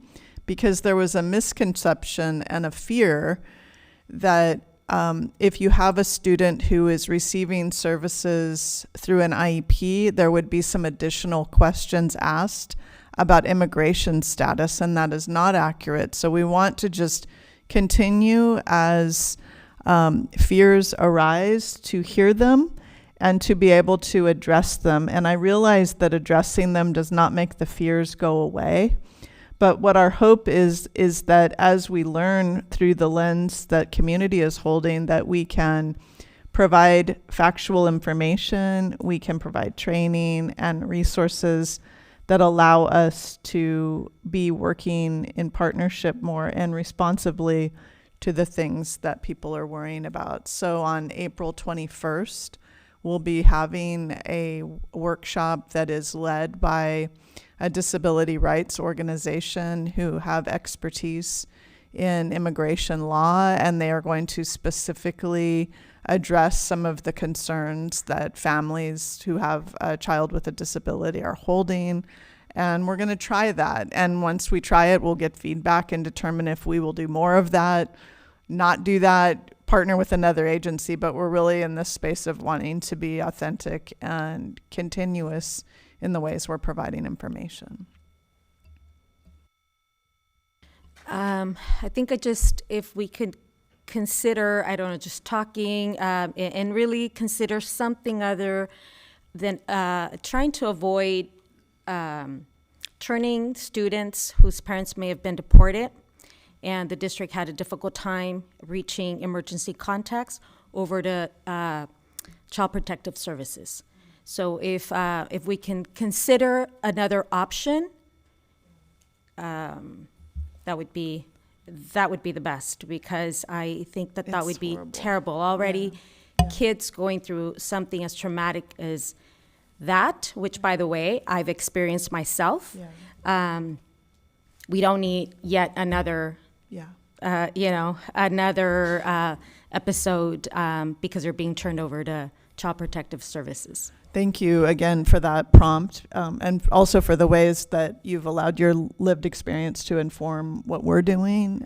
Something that I would like to message to the community, and this is something that we have been really working to send out as in every way that we can, is just the encouragement for families to add as many emergency contacts as possible to their school and information. There will be no questions asked about anything related to immigration status for changing an emergency contact. So we ask families to have updated emergency contacts, as many as possible, because we can call as many emergency contacts as are listed in the event that that was needed. It is our deep hope that that is not the case, but in the event that we need to make contact, we will call as many as exist. Where we get into a really challenging place is if there's nobody left to call, and that's when we do need to work alongside partner agencies. That's not happened to date, but we just want to really message and please to community and to members who are hearing from neighbors. Community is our best resource to one another, and so please just message as many contacts as can be listed are really the very best thing to do, and that we will work hard to make sure that all of those contacts are made. So thank you, Ms. Lopez, for the prompt. Please. And if I can just add, as far as training, we have had our social workers, our psychologists, and our counselors also trained. They've done that through our community partners, and then we also did that internally with our own protocols just about a week ago. And then coming up, a colleague of mine and I have recorded a podcast in Spanish that we will be sending out after spring break, really reaching out to the community, to parents, to families, letting them know what these protocols are, what these resources are, where they can find more information. So we are really trying and are open to other suggestions on how to get this information out for our families in multiple languages. Do you want to say anything in Spanish right now? Dr. Sosa, Valderrama, and maybe you can incorporate this. Are you going to share it in Spanish? Sí. Okay. ¿Quieres que lo pregunte en español entonces? Pregúntame en español. Okay. Con todo respeto, hemos hablado de qué procesos, qué entrenamientos, cómo vamos a comunicarnos con las familias, con los estudiantes. Parte de lo que hemos escuchado y parte de lo que sabemos de nuestras comunidades es que hay mucho miedo, muchísimo miedo, aunque digamos aquí está la legislación, la póliza, o es lo que se va a hacer. ¿Cómo hemos estado comunicándonos al nivel de las escuelas, al nivel de las escuelas, ya sea la primaria, las secundarias, en cualquier escuela, con los estudiantes, los consejeros, los trabajadores sociales, en estos términos? Quizás no haya visto a alguien ahorita, un estudiante, que se ha deportado a alguien, pero a lo mejor conocen a alguien, tienen una amistad, un familiar que les ha pasado eso, en términos de apoyo socioemocional. ¿Cómo estamos comunicándonos para que todos los estudiantes se sientan que puedan platicar con un consejero, con un trabajador social?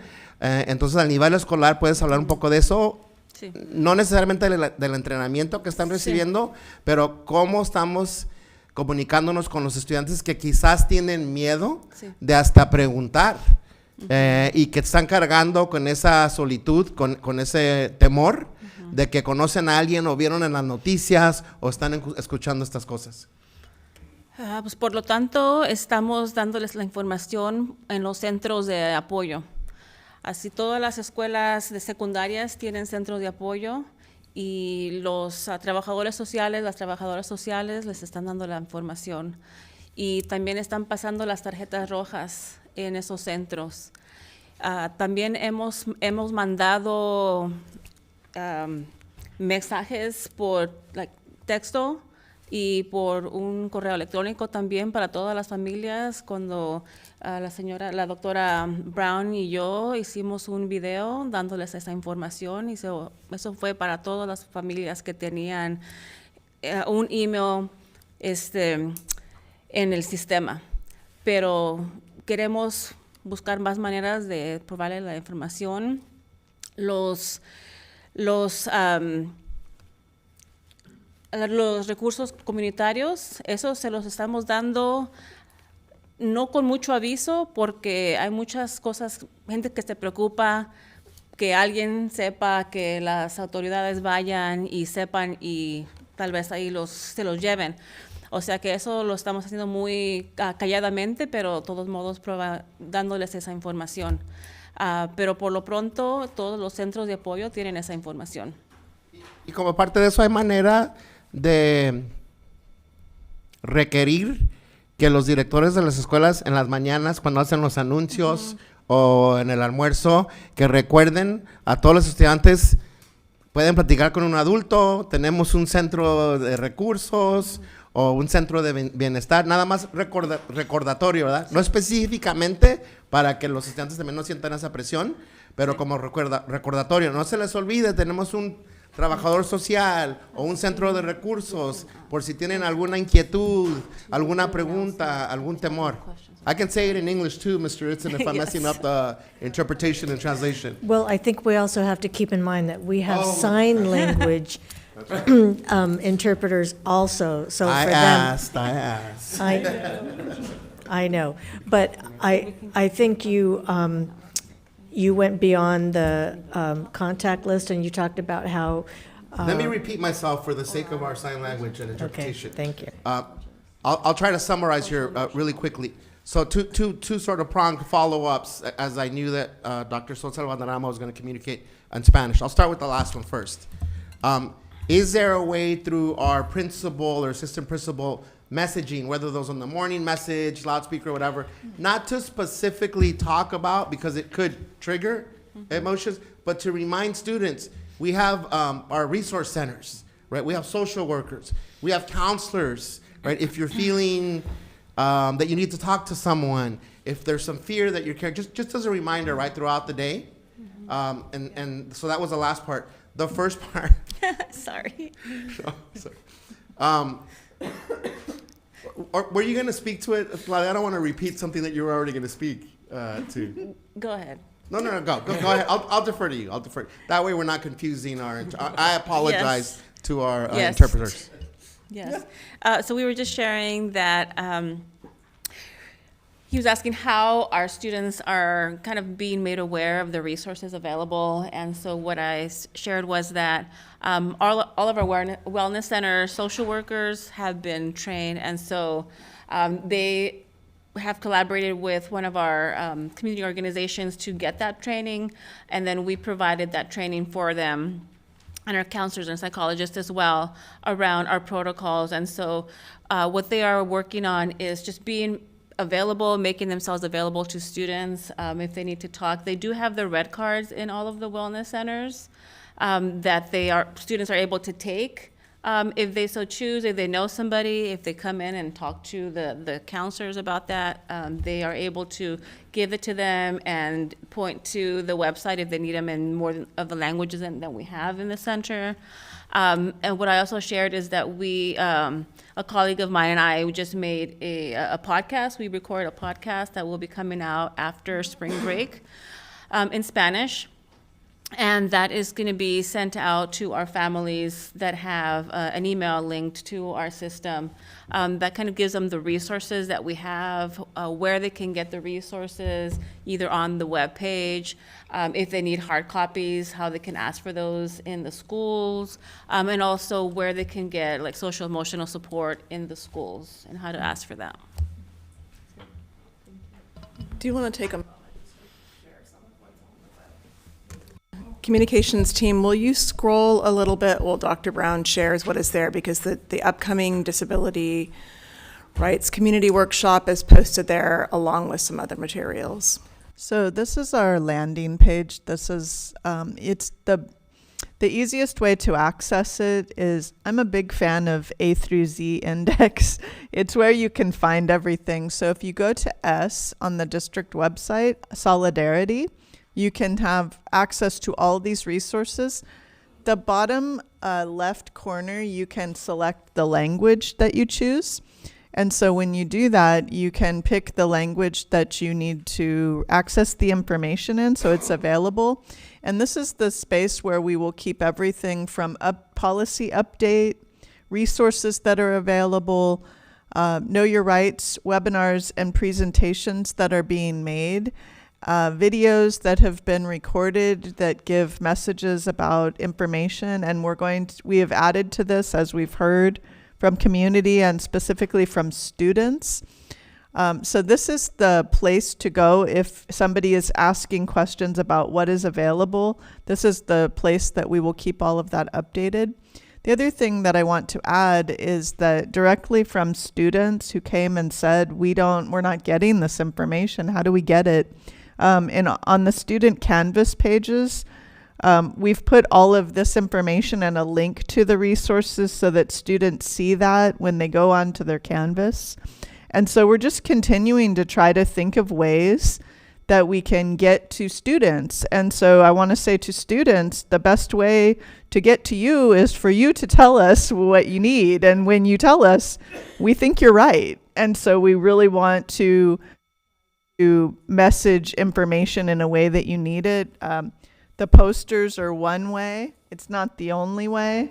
I'm sure there's a teenager who's thinking like, we don't read posters, so, and I get it, but what we're trying to do is have something for everybody, right? That's what we want. We want to have all the different ways of communicating, from text and email and, Instagram, not Facebook. Teenagers don't use Facebook, we know. So all these ways, we need to be in dialogue, and we learn from you. We want to hear from you. So this is just some of the information that's available. Thank you, team, communications team. Okay, it looks like we don't have any more discussion on this item. I'm looking around, I'm seeing that to be true. Thank you, everyone. This item will come back to us at the next board meeting. And in the meantime, we will collect the necessary information and possibly take a vote at that time. Okay, so next on the agenda is 16.2, Student Outcomes Focused Governance, the board self-evaluation. So I will ask our coach. Actually, you have 16.1. You have the implementation timeline discussion. Do you want to take a quick break, or are you? It's up to you. What does everybody feel? 7:05. A break, or do you want to power through? Break. Okay, so we will take a break at this time and then come back to 16.1. We will reconvene at 7:20. We'll take a 10-minute break if everyone can reconvene at 7:20. Thank you.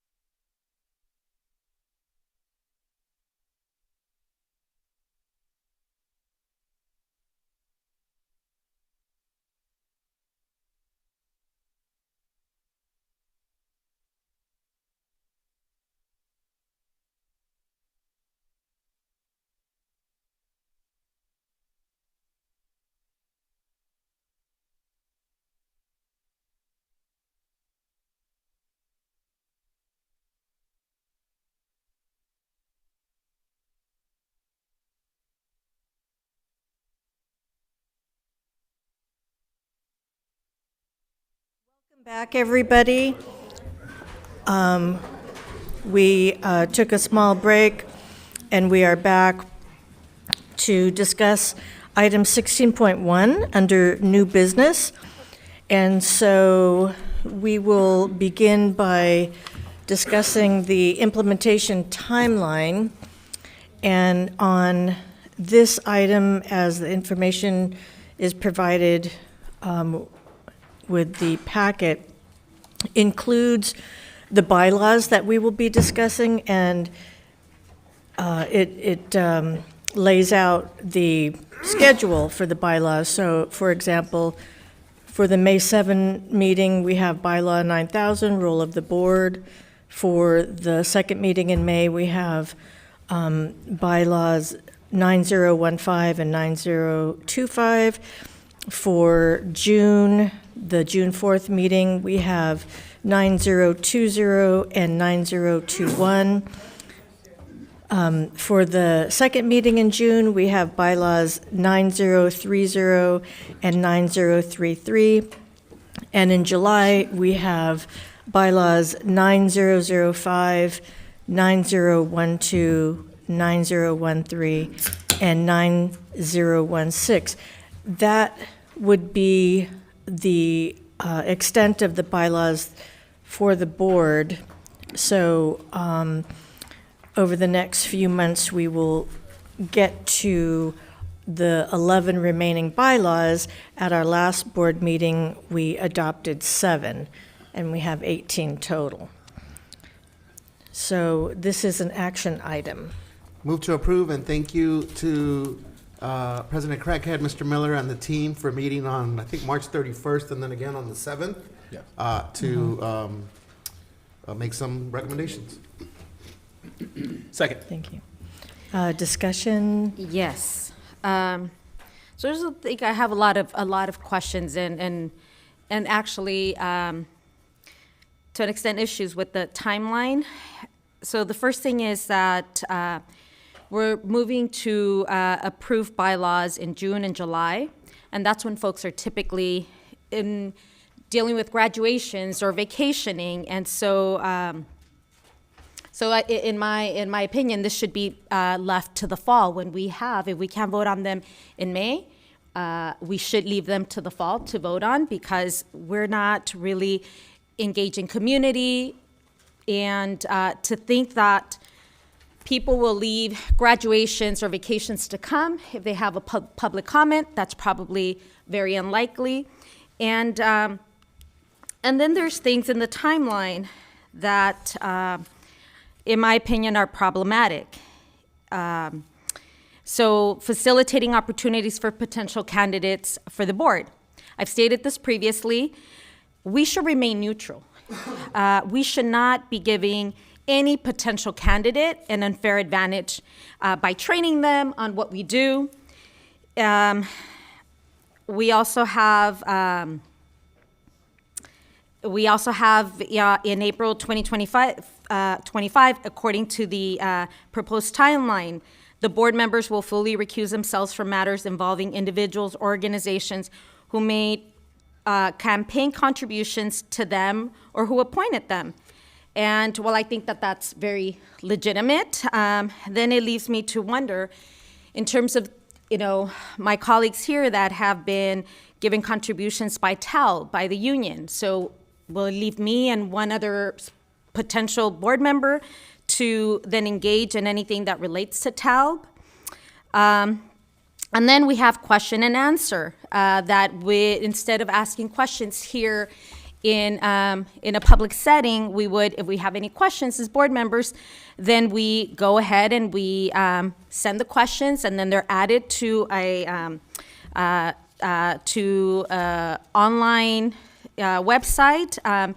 And this could be problematic because, in my opinion, a lot of the times it's in these meetings that questions may come up, or I may have thought about another question that I have, and this is past the time that I should have submitted that question, and so we don't get that response. And I think the other thing that, in my opinion, is pretty problematic is that we're making the assumption that all of our community members have access to technology and are literate and can navigate going on to check to see what questions are being asked by board members and what answers are being given by the district. In June 2025, under monitoring and accountability, the board adopts annual budgets, but only if convinced by the superintendent that budget's first priority for resource allocation is accomplished. It's an accomplishment of the goals and honoring guardrails. So, I mean, are the voices of the community and our stakeholders here? I mean, are we taking them into account?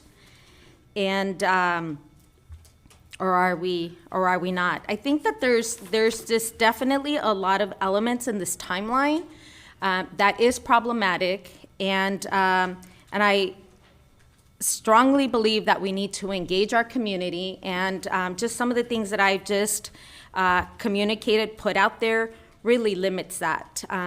The other thing is I firmly believe that we need to focus on student outcomes. I mean, that's personally why I ran for school board. But then we're moving to an agenda where 80% of the time that we're spending is strictly on student outcomes. But then there's other factors that impact student outcomes that we may be limited in discussing. And then we're being asked to take responsibility just as a board for student outcomes. And then I wonder, yes, I do believe that we should be doing that, but then we're not in charge of the day-to-day operations. We're not in charge of doing the things that also influence those student outcomes. And while that's a responsibility of all of us collectively, also the superintendent. And so then how do we then hold superintendent accountable for student outcomes if we're only holding ourselves accountable for them? So my questions, I think that the public, the community in past meetings have expressed concerns with a lot of what we're doing with bylaws, and I think this timeline needs work, and only 2 of us here on the board are directly involved with giving that kind of feedback and meeting with district staff, and so I think that changes are needed, and I definitely believe that the bylaws should be voted on in May, and if we can't get everything in May, then we move them to the fall, because June, July, and anything in August, community members, families are typically in graduation mode and vacation mode. I'm going to address some of your concerns. First of all, we covered a lot of this stuff in this afternoon's meeting, and it's unfortunate that you weren't there to hear it, because it would have been, very valuable for you. You would have found it helpful. The timeline itself is not set in stone, and we can move things around, change things, alter it as need be. So even voting on the timeline tonight doesn't mean that it's not a flexible document, it's not a living document. That's one of the things. You also mentioned superintendent work versus board work. That was covered this afternoon. And you mentioned an unfair advantage for potential candidates. When we talk about having a public event for people interested in running for the board, what we want to do is invite everyone who's a potential candidate. We're not going to single anybody out. We're not endorsing any candidates. What we would be doing is educating them as far as the work of the board in student outcome focused governance. Because as you said, it looks like we're headed towards dedicating 80% of our time during meetings for student outcomes. When we have potential candidates, to join this group, we want them to know that. We want them to know that that's what we're working towards. We want them to know that we've adopted a student outcome focused governance model. And that would be the purpose of the candidate meeting or conference or whatever you want to call it, training. It's not to endorse one person over another. It is to simply let them know what they would be walking into and what the expectations are. And I think you mentioned something about the budget, and I think that would tie into, we can have those conversations, and just because it's in the timeline doesn't mean we can't change it later. We can't decide on different parameters or what that looks like. I don't know if that was helpful. So a couple of things. I didn't mean to say, and if it was interpreted this way, that we would be endorsing candidates. No, but we can give that perception that we are. And there are 2 dates for training potential candidates.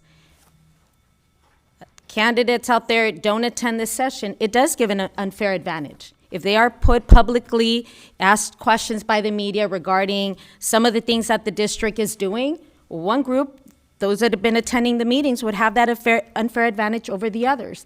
And I don't think that that's our job to train any potential candidates. I think that there is an onboarding process for those that are elected. And I think that we could give that perception that we are not staying neutral. As far as missing the morning meet, the afternoon, the portion of when some of these things were discussed, yes, absolutely. I work. I'm an educator, so not everyone has the luxury to attend things, especially when I have commitments that I've made.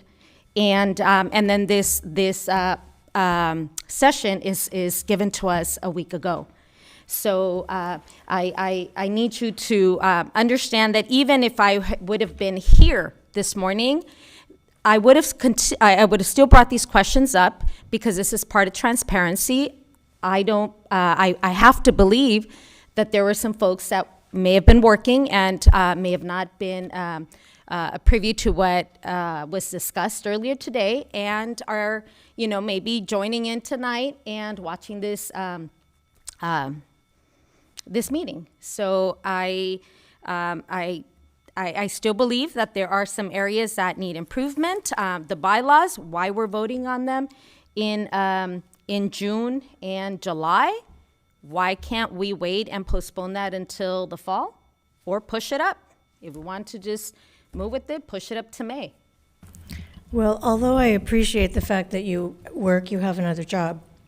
On board meeting days, the expectation is that we are here in the afternoons for our superintendent advisory groups and closed session. And so that time is already dedicated for us being here as board members, and we didn't schedule anything outside of the time that we are usually here. But you know what? In the interest of time, let's move on and see if there are any other comments or discussion about this item. Mr. Otto? Yeah, I think we're not to the scheduling of the time. I think they were to the substantive bylaws, and that's not what's on the table. The table is just setting or moving the work we're doing forward. And that means that can we get together and try and do these things? It doesn't mean we're going to pass any single bylaw. We're just going to have a meeting. And I think it's a dereliction of our duty if we don't move this thing forward. And so what I think we should do is pass this schedule. We don't have to vote on anything. We just have to consider things. And if there are things that are raised during these discussions, then we can postpone it. That are well taken. But this has gone on for 3 years now, and we're now just trying to get some bylaws that we can agree on. We got 7 done. We're dumbing this down, meaning we're only doing 1 or at the most 2 bylaws at any particular meeting, and we don't even have to pass them. We just have to consider them. And the idea of putting this off until the fall, I think is not what our communities expect of us. They expect us to move forward with the work we're doing with regard to the approach that we've agreed to go by, and that is student outcomes focused governance. And I know people in my area would say, what are you guys doing? You've been doing this for 3 years. You can't even get bylaws together, and now you want to put them off till the fall to even talk about that before we can talk about other things. So I'm in support of keeping this moving forward. Dr. Benitez. Yeah, so I'd like for us to vote on this with the understanding. My understanding is that when the timeline was presented to us, the major criteria for consideration is that we could adjust the timeline. We had 2 board members that volunteered to help make those adjustments. My understanding is you will make those adjustments, right? My understanding is that we will continue to evaluate the superintendent on goals that we decide on, that we voted on, and that are now going to be aligned with our district goals as you shared earlier today. With the understanding of everything that was clarified in this afternoon session. That's why I'm voting on this timeline. But also with the understanding that we shall engage with communities on this work. And so that's what I'm voting on, right? Those understandings in addition to others that have been shared, others that we've discussed, others that we've committed to and confirmed. If I don't want to vote on the bylaws that we're scheduled to vote on next month, I can do that. I can have a discussion about that. But I can also share with you all, just like we did tonight with our immigration policy, hey, we got additional information, additional things for us to consider, and I made the motion, all right, to push back the thing. So my understanding, I think, is consistent with some of the concerns that Ms. Lopez raised, that I don't think today, and I want clarification, maybe Greg, if you, we're not voting on the content of the timeline today. That's a thumbs up, right? Just for the public, Greg? Right. We're not voting on the substance of each of the individual items here.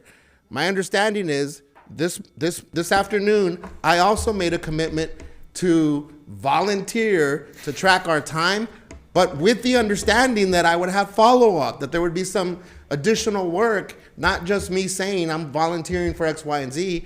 And look, at the end of the day, I can say, hey, I wasn't able to meet with Greg, or I'm still not clear on this understanding. We need to readjust, colleagues. So that's what I think I'm voting on today with this timeline. I believe you were the maker of the motion, and it was just specific to calendaring, slotting into the month's specific bylaws. Yes. So if that motion were to pass, we would update the timeline to reflect that motion. And at this moment, no other changes would be made to the timeline. But the board could take action at a future time to make additional changes. Yep. Thank you. Great. And I just want to say that my vote tonight will reflect that we should remain politically neutral. We should understand that not everyone has access to technology, and having Q&A online questions excludes some of these folks, and that we should not be voting on bylaws in June or July, as many of our community members, parents, families are focused on graduation and traveling in the summer. I believe we're ready to take a vote. Yes, or was there more comment? Yeah. Okay. Mr. Rael, I'm going to have you take a roll call vote. Okay. Excuse me. Member Lopez. No. Vice President Otto. Aye. President Craighead. Aye. Member Benitez. Aye. Member Miller. Aye. Student Member Arroyo. Aye. That passes. Thank you. And there is a second part to item number 16.1, and that is that part of the monitoring calendar claims that we'll be looking at different qualitative data, and we will have a unique opportunity coming up on our May 19th meeting, I believe, and that includes school visits, school site visits, and I'm going to have Mr. Moskovitz let us know more about that. Yeah, thank you, President Craighead. As you'll recall, at our last board meeting, Dr. Madrigal and Mr. Samuels engaged with you all around some of the quantitative data related to board goals 3 and 4. I was watching from afar, but was really appreciative of the robust conversation that happened. So as we continue to follow the approved progress monitoring calendar, as you referenced, we are intending to move back to the idea of qualitative data and having discussions about qualitative data in May. And so as we continue to learn alongside all of you in our student outcomes focused governance approach, we also think it's always important to test out some new ways to see if we can really improve what we're up to. And so as part of that, as we've learned through our own SOFG training, we think there are opportunities where rather than having students or teachers come to us in board meetings, there are opportunities for us to get to them, to go out to where they're at in schools and in classrooms. And so in that spirit, we thought it would be a great opportunity as we learn about the voices from the field on May 19th, for us, senior staff and board that are available to go out in the afternoon during the regular board hours, if you will, and actually listen to students, talk with them, and specifically around board goals 3 and 4. So the idea would not be that this is a broad, exhaustive interview of students, but really a more narrow approach to understanding their experiences in algebra and mathematics for board goal 3, their experiences in taking and passing A through G courses as part of board goal 4. So through that, we thought this would be an opportunity this evening for you all to be able to share some potential questions that you might want us to consider. In the memo that we sent to you last week, there were just some general things for you to think about. Our team is prepared to create a protocol that we will use at the multiple sites we'll be at. We're narrowing into the sites we plan to visit based on data, looking at where we've seen some positive outliers related to board goal 3 and board goal 4. As I said, we'll have a protocol, and our research team, Dr. Madrigal and others, will have some questions ready to go. But we also thought it would be important to hear from you tonight if there were some specific questions that you might think you'd be interested in us asking students as it relates to their experiences with board goals 3 and 4. So I'll open it up. If you have either more questions for me, or if you have some thoughts about questions we might ask students, we'll take notes and review the video later to get all of your ideas. Mr. Moskovitz? Yes. I do. If your focus groups could include students who are struggling academically, and then questions regarding the math course. Do you feel your previous math course prepared you for algebra? And what areas of math do you feel most confident in? And what areas do you feel less prepared for? And then another question is, do you feel you were given enough information about the A through G course requirement when you first started high school? And were there any A through G courses you wanted to take but you couldn't due to schedule conflict?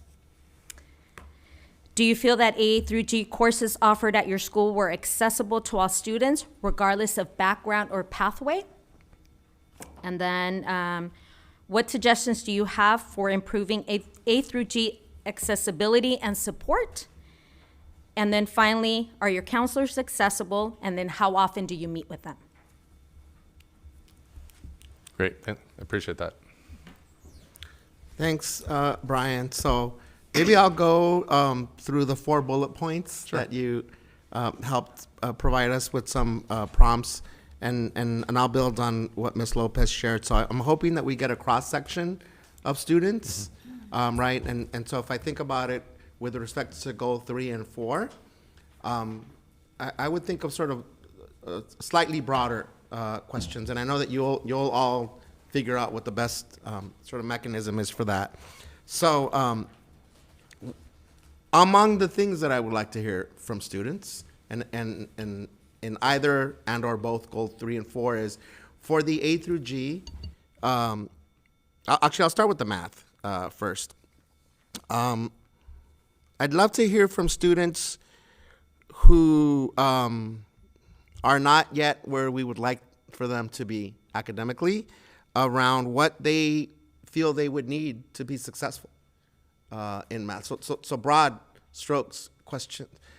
My assumptions are based on both the opportunities that we've had to engage with students before, site visits that we've made, students that have come to our board meetings and talked about the great things that are happening at their schools. And oftentimes in those conversations, we hear about something that happened, right? A particular experience that they had that either put them back on that success pathway and or that they're still challenged by. So I think this is an opportunity for us to also hear about, or from students, okay, what would you need right now to be successful, right? We don't know what we don't know, and not to put them on the spot to figure it out, right? But maybe it's around, maybe it covers some of what Ms. Lopez asked. Maybe it's around the content, right? Maybe it's around not feeling prepared.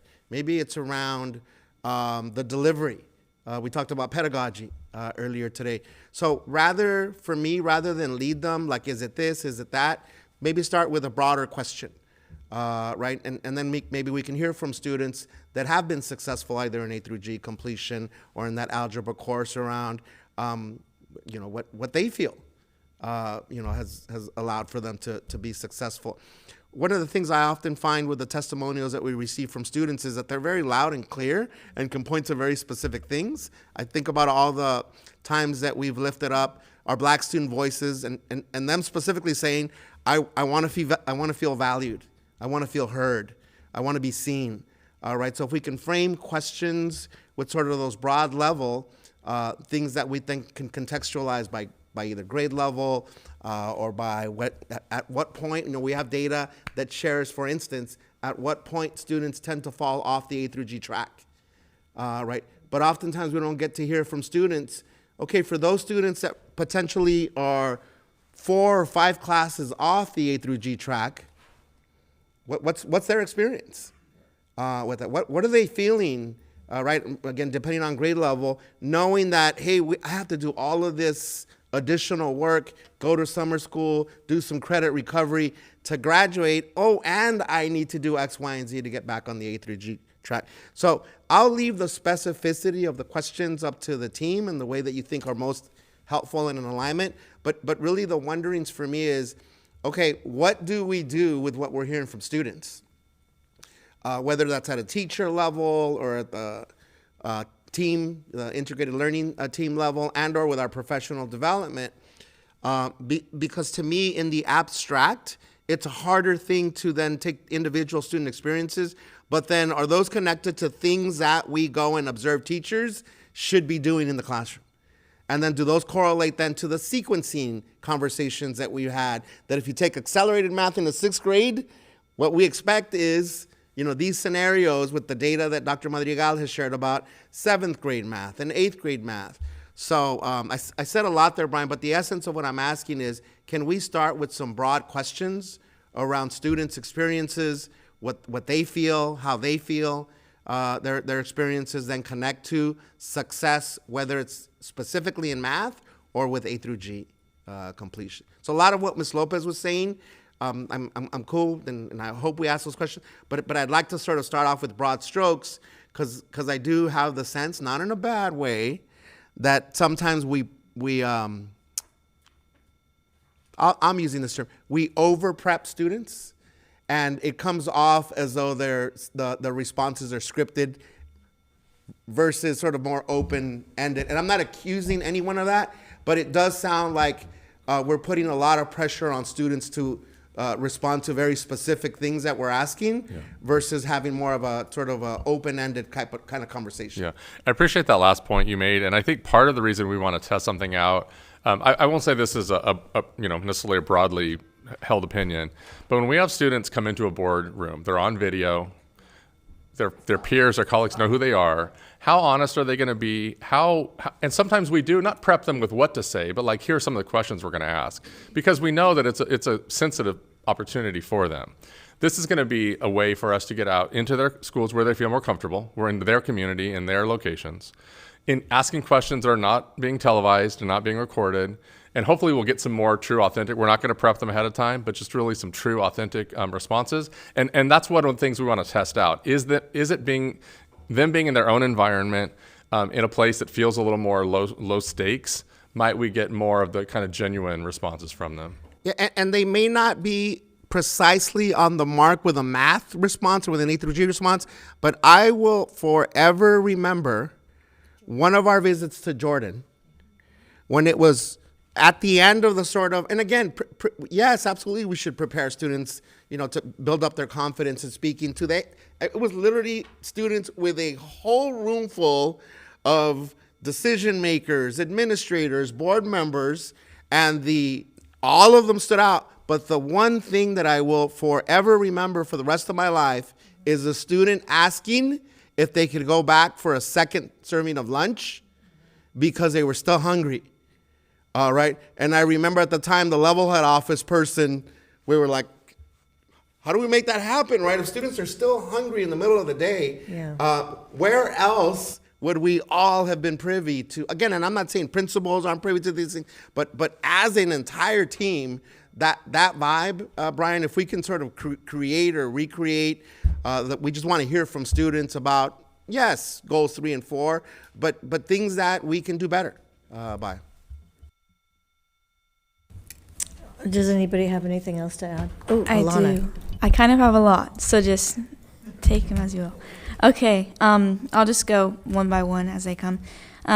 So for the focus group of students, so kind of echoing what the other board members have said, really just want to try to get as wide of a variety of students as possible, those who are succeeding and those who aren't doing as well, people from different backgrounds and grade levels and who are taking different courses, because we really want the perspective of not just, the group that stands out the most, but also the ones that are hidden. And then for board goal 3, and this can also relate to the A through G requirement for board goal 4, is what has helped you learn the best? And then do you think you've mastered the curriculum at the level that you should have? What else? And then what outside classroom resources have they used or what has been actually helpful to them? And then for board goal 4, are they aware of their A through G progress and kind of like what was mentioned earlier about meeting with their counselor and if they're aware of the progress that they're making and if they're on track or if they're not. If it's reassuring for them to have a planned course that will prepare them for college admission.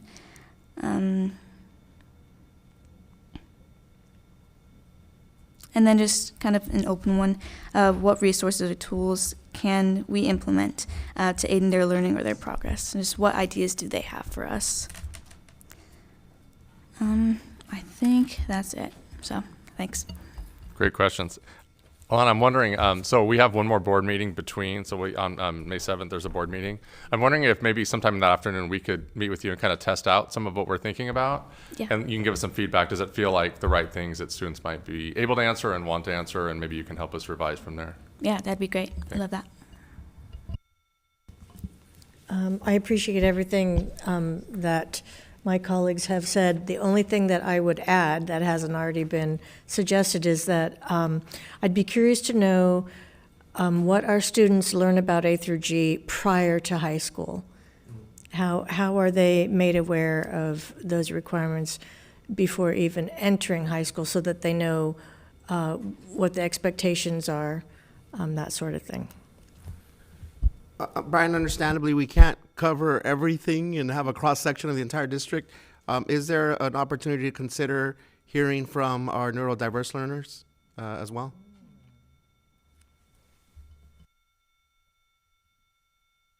Yeah, these are all great ideas. Good news is we have some experts in our district as it relates to putting together kind of qualitative listening sessions with students. Dr. Madrigal and her team, Mr. Itzen and his team, they've really done a lot of this. And so based on your feedback, which I really appreciate, we'll put together what we believe is a really solid protocol. We'll check in with Ms. Arroyo to see what she thinks about that before we head out. And then we'll plan to, on the 7th, at the next board meeting, we'll give a little bit more context about the actual visit itself so you all are kind of aware of what we're doing. doing. We are planning at this point to go to a middle school to talk with students about their math algebra process or an approach, and then to a high school to talk with students about maybe both algebra and their A through G experience. But again, we'll have a structure and a process that we'll ask the same questions with all the students we're in contact with, and then that evening when we come back, we will then have a group discussion about what did we hear and what do we do based on what we heard. Yeah. Thank you very much. Great, thank you. And next we will move to item 16.2, Student Outcomes Focused Governance, Board Self-Evaluation, and I'll invite Greg, who is so quick, he's already there, to lead us in that discussion. Hello, Board Superintendent. Thanks for having me back.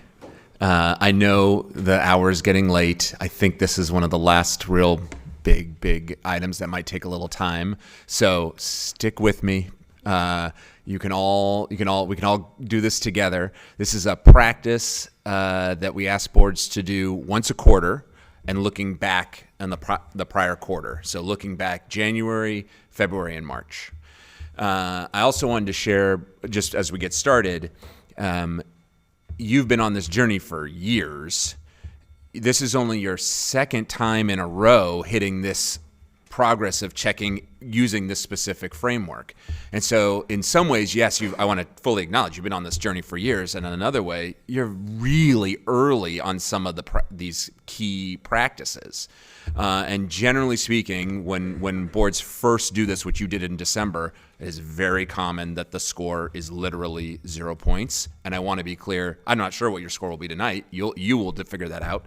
But it's also very common that the score remains 0.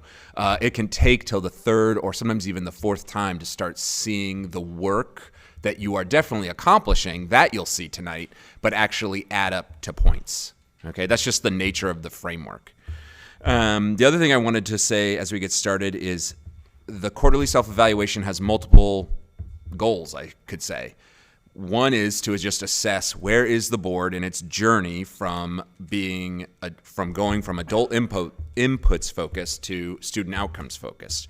And wherever you are on the journey, there are always next steps. So one of the purposes is to assess the situation where you are, and another purpose is, what does the board want to do differently in the next quarter? You know, what would you like to be different so that when you come to this process again in July, you have accomplished new things or more things. So have that in mind, that idea of next steps, and those are definitely things that tend to influence the implementation timeline, which I know you were discussing. And then the final thing that often occurs during a quarterly self-evaluation is it's a great opportunity to clarify what is even in here. And we did some clarification earlier this afternoon, but this is another opportunity to ask questions, be curious. Whenever you're like, and staff, you can also help out with some of these things. Sometimes board members, we can't always remember, well, did we do that or did we not do that? Staff can weigh in. And staff, you can also weigh in on some of these next steps are really, the superintendent shall do these things. So this is also an opportunity to capture what are the next steps staff can do in the next quarter to help the whole governing team, board and superintendent, move forward in the implementation. And then I just have to say, Board Member Lopez, thank you so much for reading the timeline so thoroughly. I gotta say, I loved all the questions and stuff you had on it. When we get a chance to do more clarifying, I actually think what you're bringing up aligns with the intention of the framework. So what we're getting wrong is how we're saying it. Because you're absolutely right. The board should not be endorsing, candidates from the dais or anything like that. As just one example. And absolutely, the community absolutely has a role in budget adoption as expressed in the vision and the values of the community that the board listened to create the goals and the guardrails. So I just want to really applaud you digging in and raising questions. It's the right thing to do. It's the right thing for every board member to do. So thank you. Okay, vision and goals. We always start at the left for each page. We start in the red. We want those things to be false. So I'm going to just ask, board members, are all the things in red this time false? I heard one yes. This is, you have to talk to each other, convince each other. So I originally had a true for the board has not consistently demonstrated the ability to distinguish between inputs, outputs, and outcomes. But then based on our afternoon's discussion, my question to Greg would be, are we talking about every single board member, or are we talking about the board as a collective with these? The board. Okay. So then There are items, a lot of what is referred to in here says the board. There are some that say board members. Okay. Yeah. Yeah. Okay. That's a good point. I think that this morning's discussion, or let's call it review, was really, really helpful. And just for me personally, I was a little disappointed that we didn't have full representation of the board, because I think that some of the questions that were brought up earlier could have been resolved. But all things considered, with that being said, now I'm too, and probably in the same thought process of questioning if the board has consistently demonstrated the ability to distinguish between input, outputs, and outcomes. But before today, I said false. And you know, in December, this is where the board was at, and so we put it on the timeline. We finally got to it today, but that was the idea. You all decide. But Mr. Miller, are you thinking that the board as a whole? Yeah. I would say that there were some comments today that were brought up that makes me question if we have a full consensus on the differences between those three. I don't know if we need full consensus.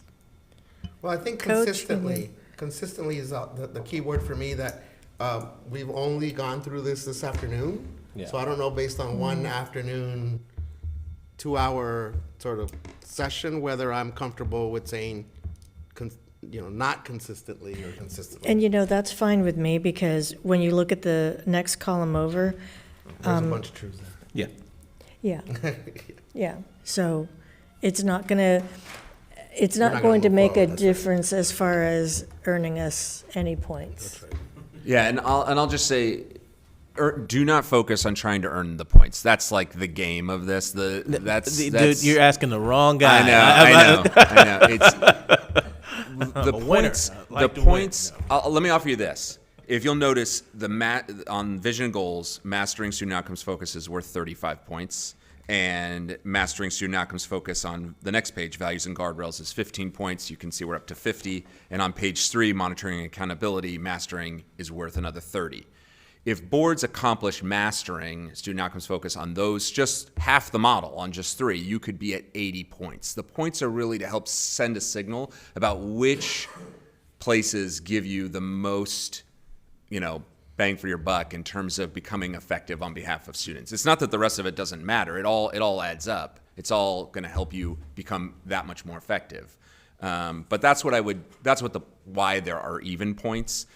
Even if you say you're still in the red, I want us to acknowledge all the work that you've done in the other columns and which ones you expect to get done by the next time.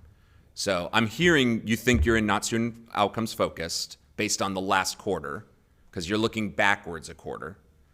But I do want to know, now go all the way to the blue, mastering student outcomes focus, the last one. When you set the goals, did you have a student needs analysis when you set the goals? Or either a root cause analysis or a comprehensive student needs analysis? You had the summary of the community listening, and did you also have student needs analysis when you set the goals? Yeah, we did with Vision 2035. Is that what I'm thinking? And our own community outreach. I mean, each of us, we went out in pairs and we spoke to our respective communities. Right. You had the summary of the listening, but you also had student data. Right. Yes. Correct. And that's what that last one is. So you have accomplished that one in the mastering. How about the first one in mastering? Did you use a process that you feel the community such that the community expresses ownership of the goals? I know we've talked about this before. I don't think community members right now would express ownership of the goals. Okay. Yeah, and it's in the timeline to do the work of figuring out what are the community engagements the board wants to do to get to that point. So that is in the timeline, and the beginning of those discussions is in the timeline for this coming quarter. I don't know exactly when it'll get agendized. Yeah, I agree. I think we did a good job as far as the Vision 2035. I know that we brought in students to Long Beach City College, and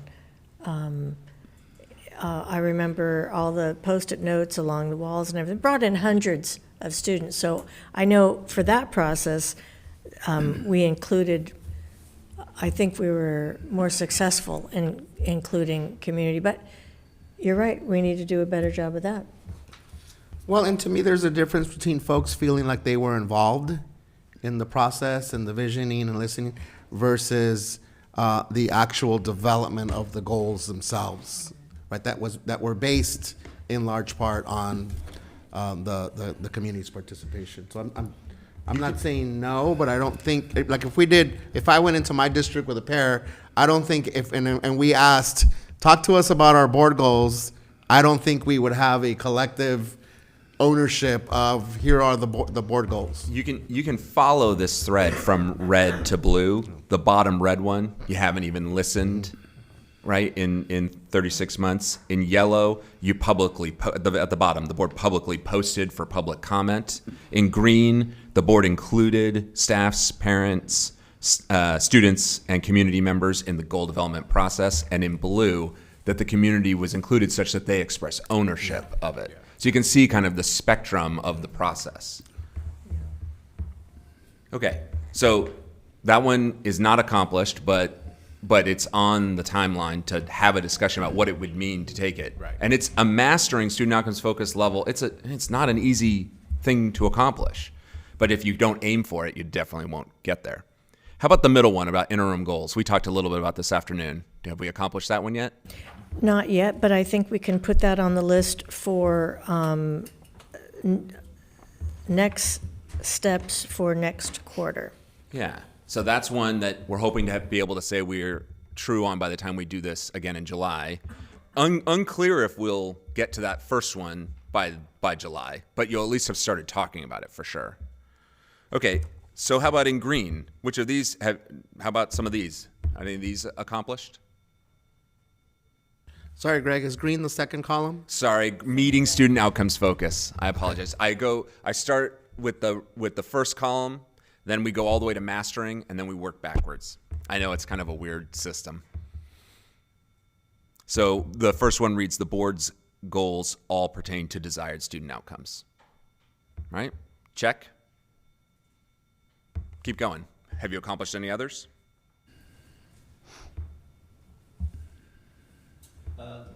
That the board has included students, parents, staff, and community members in the goal development process.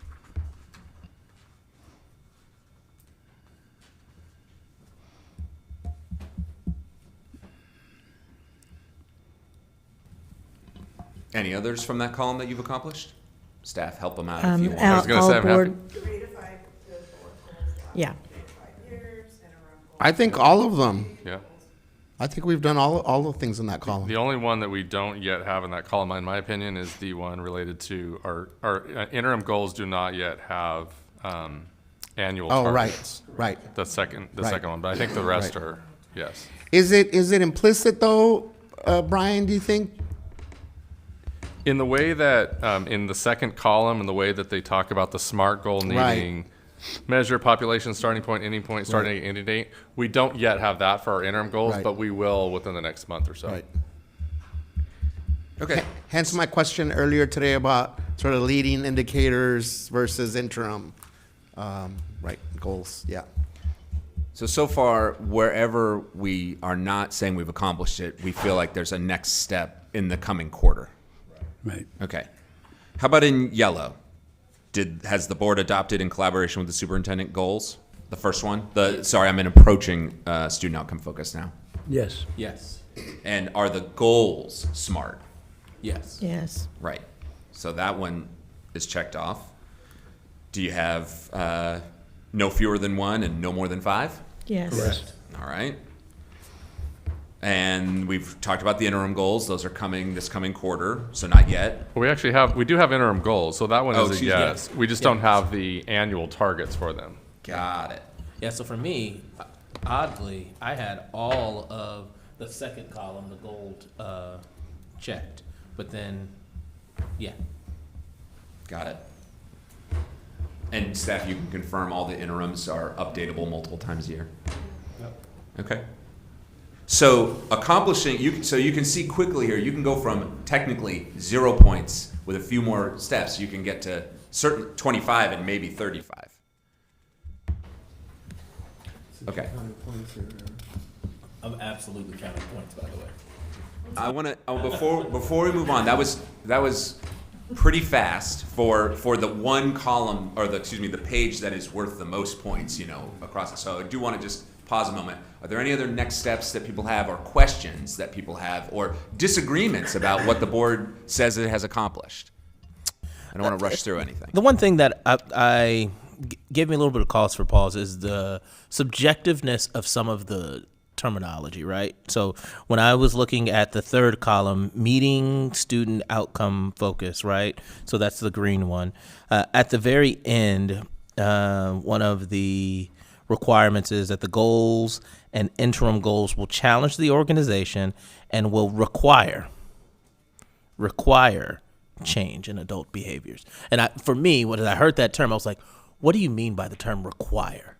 Does that mean that we're training our teachers different? Does that mean that we're changing our curriculum in regards to how we approach different pedagogy? That was what I meant. So I was like, are we requiring that they change? And so that's where I So the require part, I think, is the clearer part. Yeah. What the changes are, that's up to you all. Yeah. But we're just trying to say, if you're aiming for something different or new, don't expect to get there without different actions and behaviors. Yeah.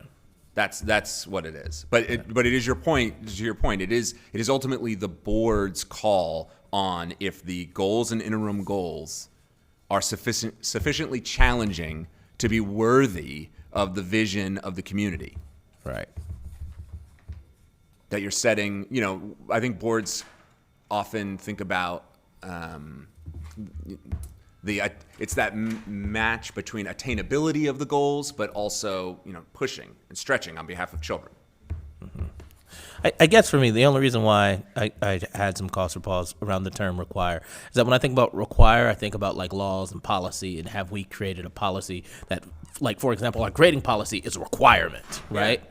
And so when we're talking about anyway, just taking a step back, that was where I was just kind of struggled a little bit. No, I think it's a good question, and I think you should wrestle with it every 3 months at least. But your goals are policy, and you should ask your staff if after you've set those goals, have they changed any of their action steps because of what you did when you passed that policy.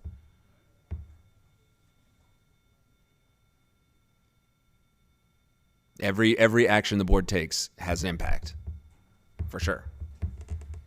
Are we? I don't. Again, want to other comments. I'm not saying I didn't. I wasn't trying to say it was good or bad. I'm just no.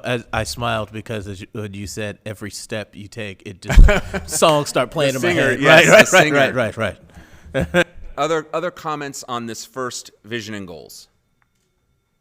Well, just that, can we expect that annual targets would be a reasonable That's a good question, and that one refers to the goals, next quarter. The goal ending points. Yeah. So in addition to the whatever the target is in June of 28, do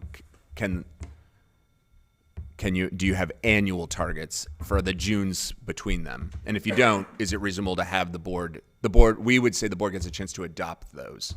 We have those now. Oh, you do have those yes. now? Okay. So maybe could we clarify and just send them out to everybody, or? Sure. What we'll do is when we're, like I said, we're close to coming back with interim goals that have annual targets. And when we have those ready, maybe in the next month or so, we can come back with the whole thing packaged together and share that. That'd be great. Okay, so I'm going to add that to next steps for next quarter.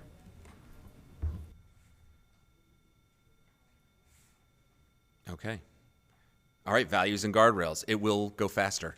Are the red ones false? You want the first column, not student outcomes focused, to be false. I have faults for both of them.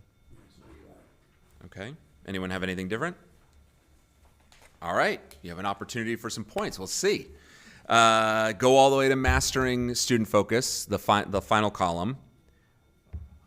The first one is very similar. I would be surprised if your community expresses ownership of the guardrails and doesn't express ownership of the goals, right? And chances are the process you come up with and discuss, you'll attack both of those at the same time, I would imagine. Most boards do. Does that make sense? Okay. What about the second one in mastering, the interim guardrails? Where are we at with that? We don't have interim guardrails yet. And what's the I plan? don't believe.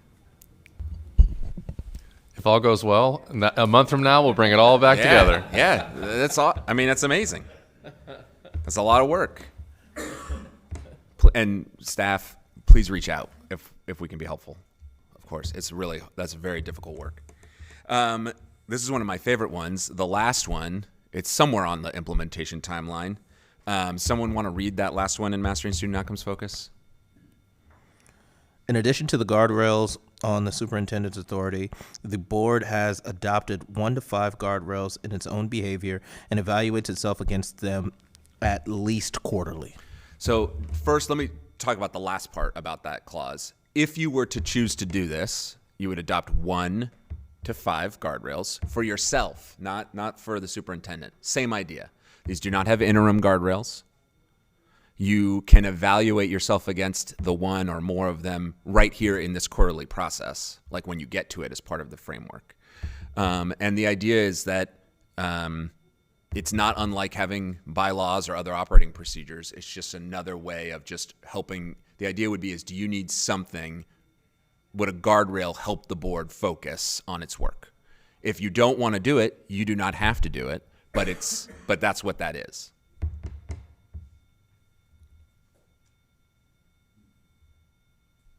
It's really almost like an additional self-evaluation. Yeah, and a lot of boards have, well, in addition to bylaws, they sometimes have norms or meeting norms, things like that. And we just find that the negation language, as we talked about earlier today, creates more freedom. Yeah. Okay, so we know we're not in Mastering Student Outcomes Focus. Go back to Meeting Student Outcomes Focus. Looks like the superintendent's going to provide, when we get those interim guardrails, also the ending points each year. So that's coming, not yet. All the interim guardrails will pertain to outputs or outcomes, not inputs. Did the board include the public in coming up with the guardrails? Absolutely. All right, so you got that one. Did y'all consider a theory of action when you were doing that work? Okay. It's like a special guardrail, and there's some examples in the manual. I'll find the page here in a sec. And the framework does not require that the board adopt a theory of action. That's not a requirement. We just want you to have the opportunity to consider if you want one. And then if you don't, it's fully appropriate for the superintendent to say that they want a theory of action and they can create one and use one if that's helpful for them. So that's what this is. So if you're interested in that, that's one that we would do a little work around sharing a little bit more about what would that even be, and I would have you start with reading the one page on. Let me just find it real quick. There's some example goals and some example theories of action in the manual, and of course I can never find things right when I need to. I'm going too far.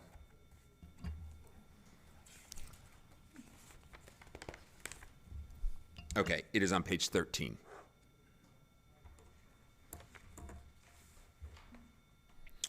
While you're flipping at 13, the next item in green is all board guardrails last from 3 to 5 years.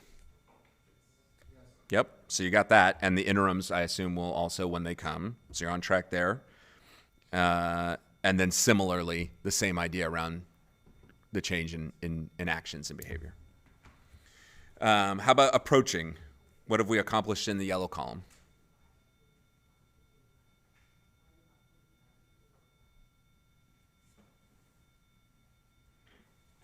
The board publicly posted the guardrails in public comment prior to adoption. The last one, great. How about the first one? Have you adopted guardrails? We have, but not the describes a single operational action or class of actions.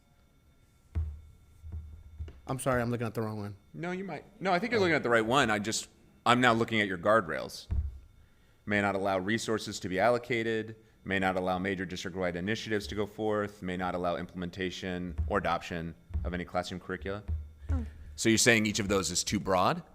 So I'm gonna go with Mr. Miller's previous comment. This is very, like, I don't know, here's the part where, is class of action a particular technical thing that's used in student outcomes focused governance, or we're saying an action? An action. Okay. Yeah. Yeah, that sounds pretty technical to me, Greg. A single operational action. The idea is that each guardrail is not a and can't do this, and can't do this, and can't do this, and can't do this. Okay, got it. So then we have. Then you think you're good? Yes, we're good on that one. Yeah. Great. And you've done no fewer than 1 and no more than 5. Yeah, we got. So you got that one. Yep. And you're going to have interims next time. Yep. So, okay.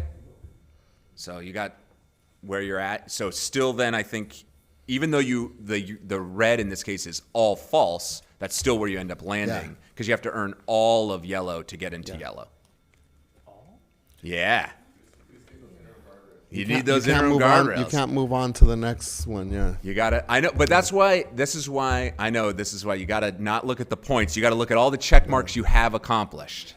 I know, Mr. Miller. I'm an ex-athlete, but you can't put points in front of me and tell me I can't go. I'm just kidding. You're close. You guys, you've been doing a lot of work. The last big points is monitoring and accountability. So again, look at this is on page 4. Not student outcomes focused. Are all of those false? You want the ones on page 4 all to be false. And please, if there's more comments, let me know. So we don't currently track our Page use of 4. time. Page 4, the not student outcomes focused. And this is, again, remember, we're looking back in the prior quarter. So we don't track our use of time in board authorized public meetings. No, now you do. You're going to do it. But you just said looking back. Greg. Right, so you didn't, but now you do. I'm not tracking right now as we're talking. Well, you're going to do it you're going to go back and watch the recording. So I will. So the next time we come back to this, we would have tracked, yes. Yeah. It's convenient how Greg on some things is very precise and on other things, but you are going to do that. I say we go with that one, though. Well, you're looking backwards, so you're saying you haven't been tracking Correct. your time. I'm with you. And as a next step, we have a plan to start that process right away. Yes. Yep. Correct.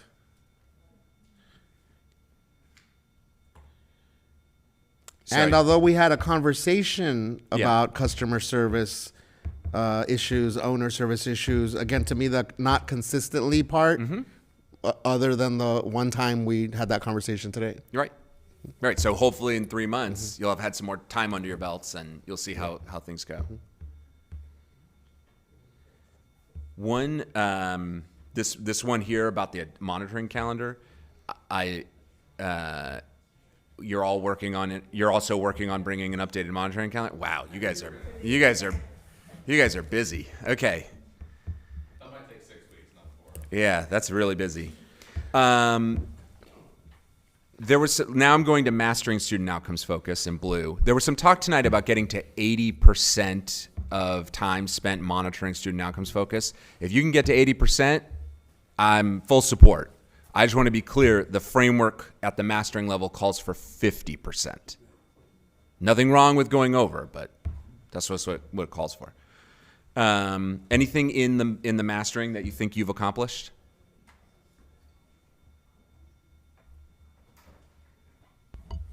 That's a quick question, Greg. Yeah. I've heard you say multiple times the 50%. It's in the far right column. Yeah. And I know it's a goal. It's the goal. Yeah. But it's hard to get to. When we're far away from that, is it reasonable to set let's see if we can get to 25% for the next year? I mean, is it reasonable to do something like that? Yes, and let me make sure I come back. I want to come back to that thought when we get to approaching student outcomes focus. So make sure I come back to that. But do we think we've accomplished anything?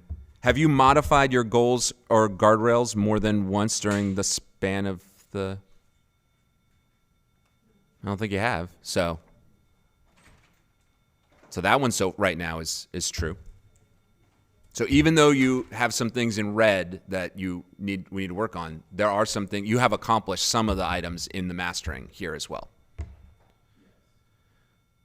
Okay, how about meeting student outcomes focus? I don't think you're not tracking time, so you don't know yet if you're at 25%, but you're going to know soon. Are more than 2 goals monitored a month? No, so you got that one.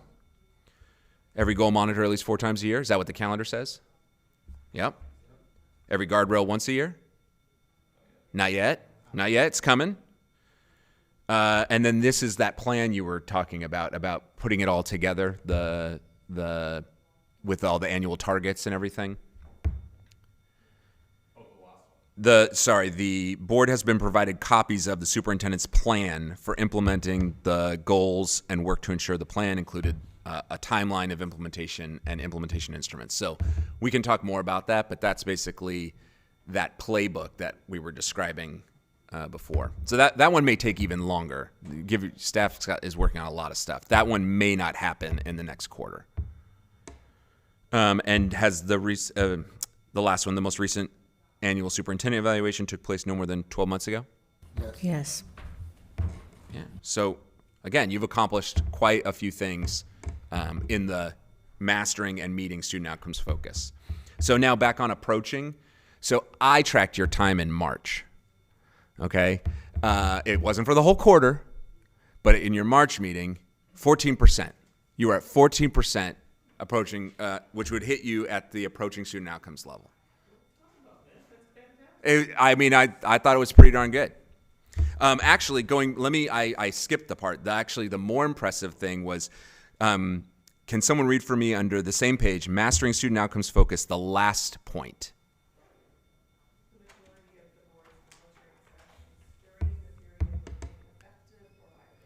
So looking backwards, again, we have a tool where we score the monitoring conversations. We have a way of trying to understand how effective are the conversations at monitoring effectiveness, right?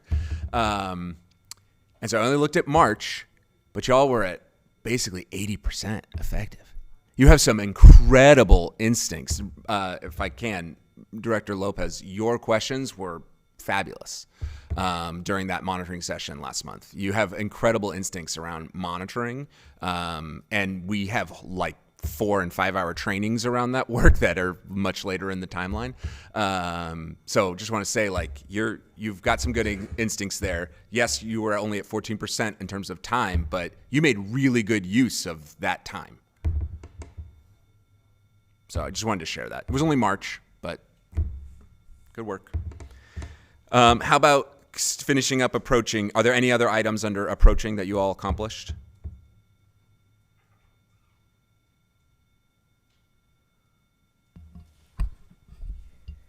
I know we're working on the interim goals and guardrails and monitoring calendar. That's happening right now. Right. But you do have an adopted monitoring calendar. Does the monitoring calendar need to have the interim guardrail or the guardrail monitoring also? Yes. Okay, so we don't have that yet. Okay, that's fine. Keep the clarifying questions coming. That's great.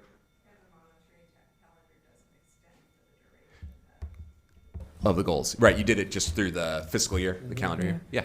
Although I would say, or I would ask, will that monitoring calendar change year over year? Because it goes according to when data from assessments become available. Will that change year after year? So I would argue that the monitoring calendar we currently have is for the life of the goals.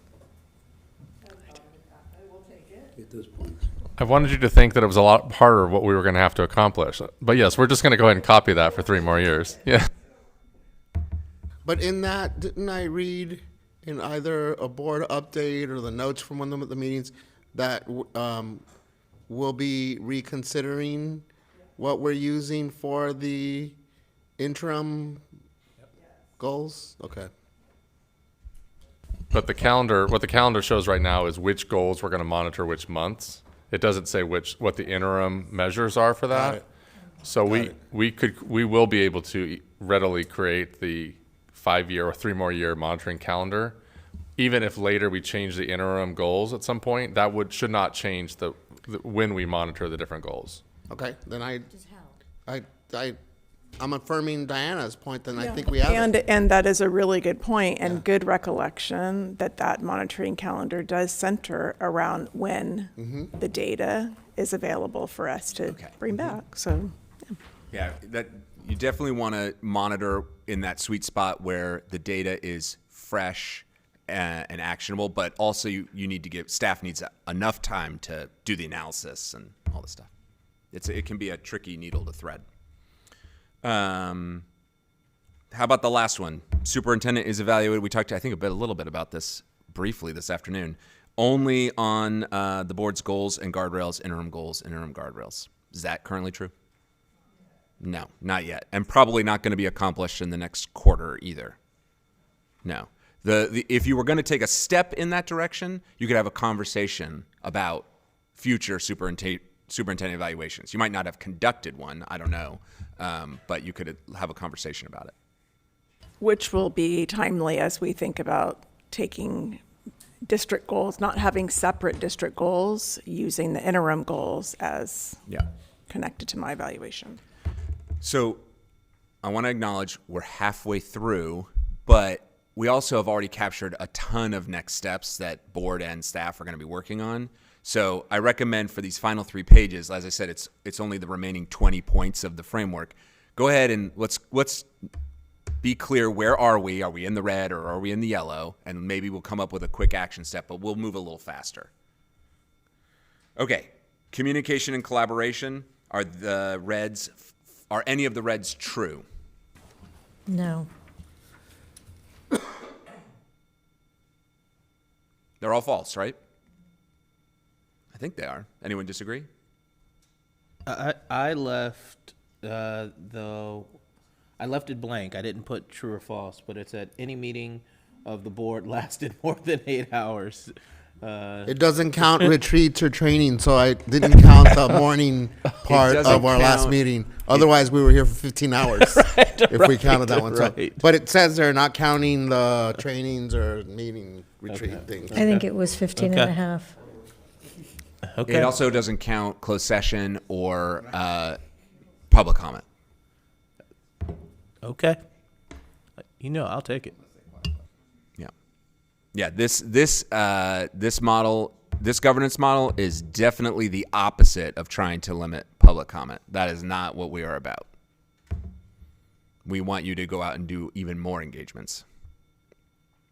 How about, have we accomplished anything on mastering?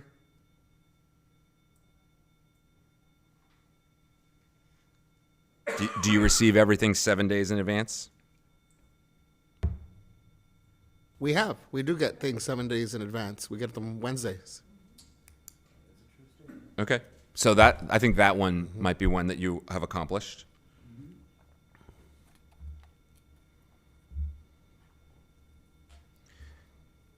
And then, anything in green that anyone's accomplished? Say that one more time. Sorry, at the meeting student outcomes focus. Have we accomplished anything there? I don't think so. And how about approaching? I know we have a next step on one of those items. That's only 2 items under approaching. Do you use the consent for everything that's consent eligible? Okay. And then Dr. Benitez and I are going to get going on time tracking. So even if we haven't accomplished that, we have a next step ready to go. So we're looking at 1 point for sure in July. All right, next one, unity and trust. Anything in red that's false? You want red to be false. We have not yet adopted policies for board operating procedures, but those are in the timeline. You have. You've adopted 7. Oh, so this isn't the collective policies then? That's up to you how many you have. It just says do you have board operating procedures? And you do. Okay.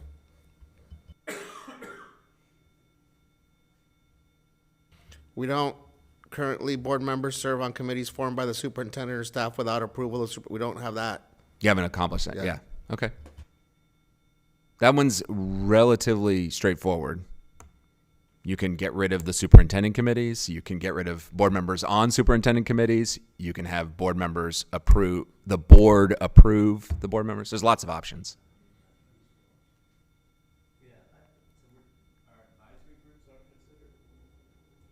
Yeah, no, I'm saying it's true, and the question here is if any of these are true, then we didn't. Right. You want these to be false.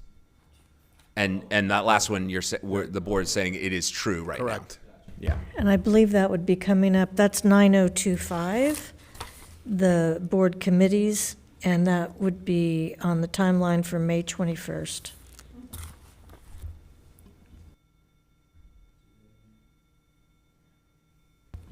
The bylaw to be considered regarding board committees is bylaw number 9025, and that is scheduled to be discussed May 21st. Okay, so we know the score is 0, and we have some next steps, it sounds like, on trying to do something differently. What about mastering student outcomes focus? Have any of those been accomplished? The blue column on the far side? Did you conduct a quarterly self-evaluation during the previous 3-month period and vote to adopt the results? And unanimously vote to adopt the results. Anyone remember what the vote was? Did we vote? Did we take a vote on that? Sometimes it comes back on consent later. If not, I don't recall us taking a vote on the results. Well, I recommend that you either, I don't know how this item was agendized, either if you're allowed to, when we're done here, vote on it and have a vote about where you all say you are. And if you're not prepared to do that tonight, it could come back at a future meeting, and it can even come back via consent, and you can pull it from consent if you want to discuss it more. It is an action item tonight. So you have the ability to take that action tonight so that in 3 months, you can have accomplished that. And we're only voting on what we assessed ourselves. You're just voting on the final, like we're at this level. Yeah. What's your overall score? Got it. That's it. Seems similar to approving a monitoring report. Yeah. Yeah, you're usually voting to accept a monitoring report is the language we use, more than approving the monitoring report. Yeah. I know some of these, one of the bylaws you passed last month, I think it's 9050, did speak to ethics and conflict of interests and aligning with the California laws around that. I hate to do this, but the meeting student outcomes focus, if you wanted that column, it's 3 sentences in, and I don't know if it's already in that language or if you'd have to reopen it. So you don't need to, but if you want to accomplish that column, you would have to revisit that specific bylaw, which you could do well down the road. We have 2. The one that we passed didn't have this specific language. Okay. But we have another in draft form for us to consider that possibly if we wanted to include that specific language, we could put it in. Got it. Yeah, and I think being very clear, the three parts of the additions beyond the typical ethics and conflict of interest law that the framework calls for is that you won't give operational advice or instructions to staff members, that you consider yourselves representing all students, not just the students in your one district, and that you will recuse yourself from matters involving campaign donors, which might be a higher bar than the state of California. I'm not sure when it comes to, you might already have to do that. I don't know. Jeff, we did pass, or adopt, I should say, a compliance conflict of interest thing that we separated out from the bylaws conflict of interest stuff, correct? We passed an updated conflict of interest code, not necessarily, yeah, right. Okay. So, but not necessarily a bylaw related to conflict of interest. And that's not one that you adopted at our last? Oh, it's not. Sorry. I can't remember. I'm trying to remember. The one that we adopted was the one where Mr. Strumpfer went down and he said, this is taken right out from of the law. Yeah. Yeah. So that's your conflict of interest, your bylaw related to conflict of interest. Yes. And the code, I believe we passed few months The ago. code we passed a few months before, but that's your that conflict of interest code related to Form 700, yeah. Okay, anything else that people want to add on unity and trust? Oh, I might as well just ask this question. Yeah. I've asked it before. How do you build any unity and trust when committees that are formed by the superintendent have to be approved by the superintendent and the board? And so here's my question.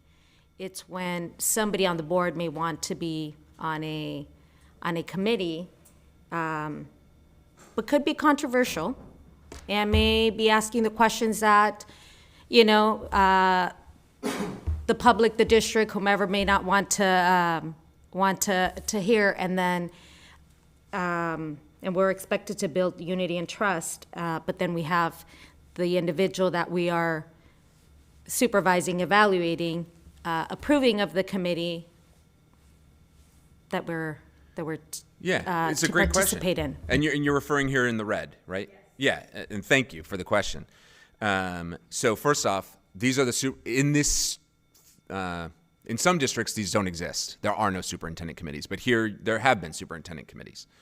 And so in this instance, it's the superintendent's committee.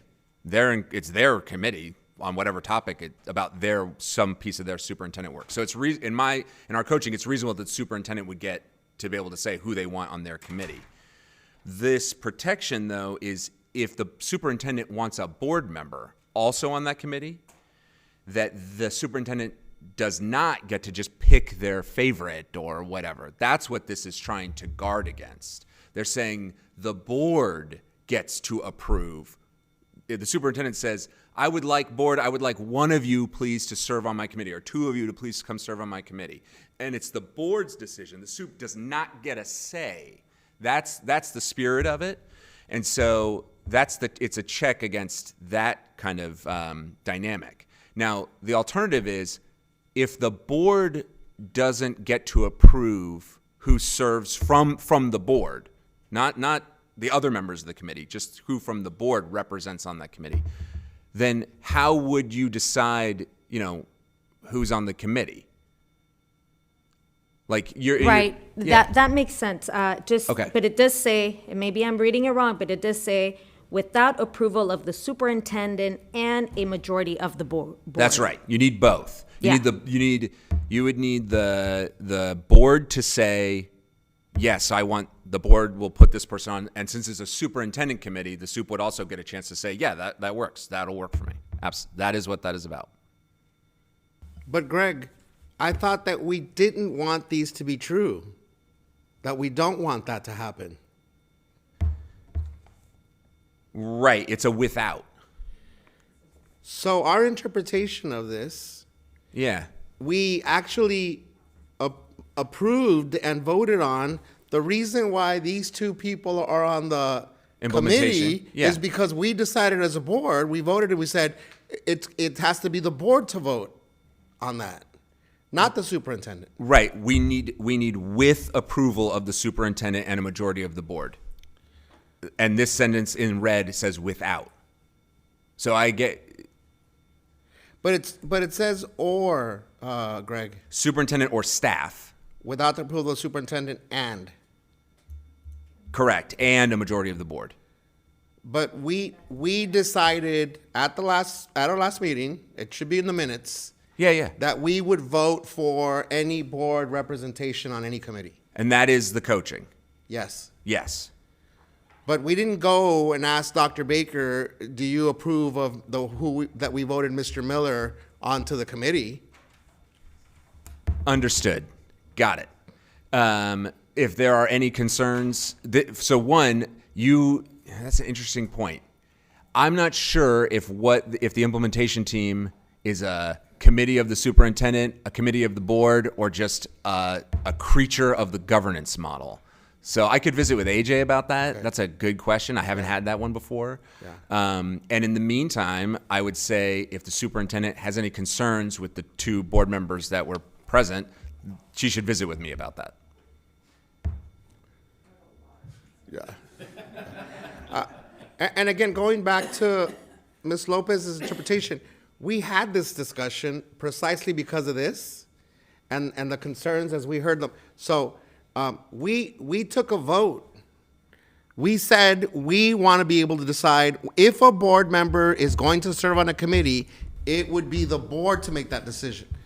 All I'm saying is we've already decided that. We've already voted. And again, all respect to Dr. Baker, we're not asking, we're not requiring, we're not going to adhere to Dr. Baker deciding which of us can participate. If we vote on something, we voted on it. Yeah, this only applies to something called superintendent committees. This is her work, and she has all sorts of committees that y'all are invited to, I'm sure. But that don't require, that's the difference here, Greg. I think we're saying the same thing, right? Yeah. Just clarifying. Those do not require participation from our board. Right. This is only referring to superintendent, board members serve on committees formed by the superintendent. The spirit of it is, and the superintendent wants a board member on the committee. They want a board, not like a specific board member. They want the board represented on the committee. So it's in that scenario where they have both it is a superintendent committee and they want board member participation on that committee. It's simply trying to say that the superintendent doesn't get to just go pick. That's what it's trying to protect. So it's too unique of a case, maybe. So I think what we need to establish just for clarity Yeah. and for precedent, Yeah. right, is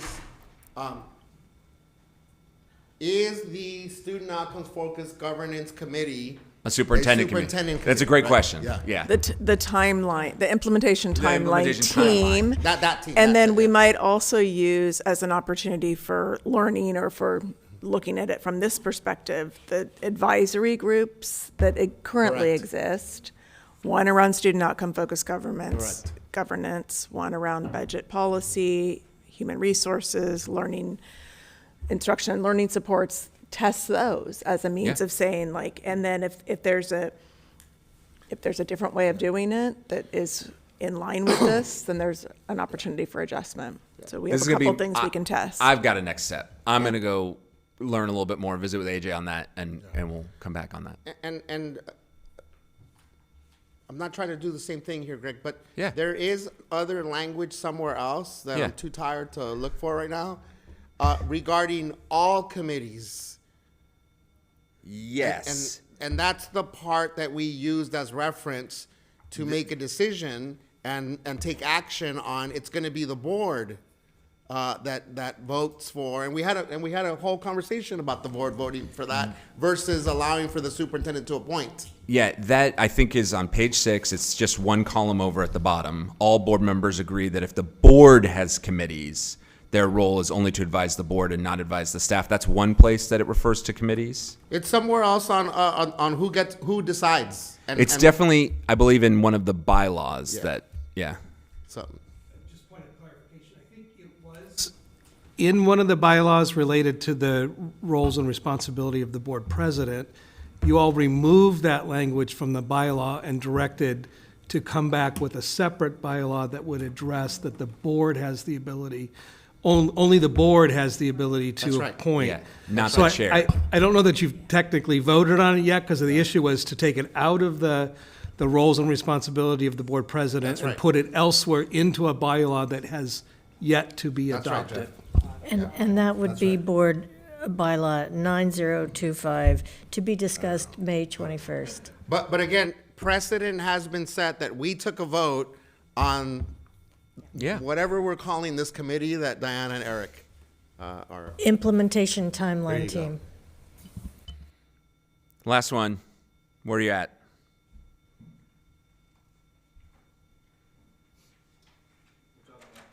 Continuous improvement, page 7.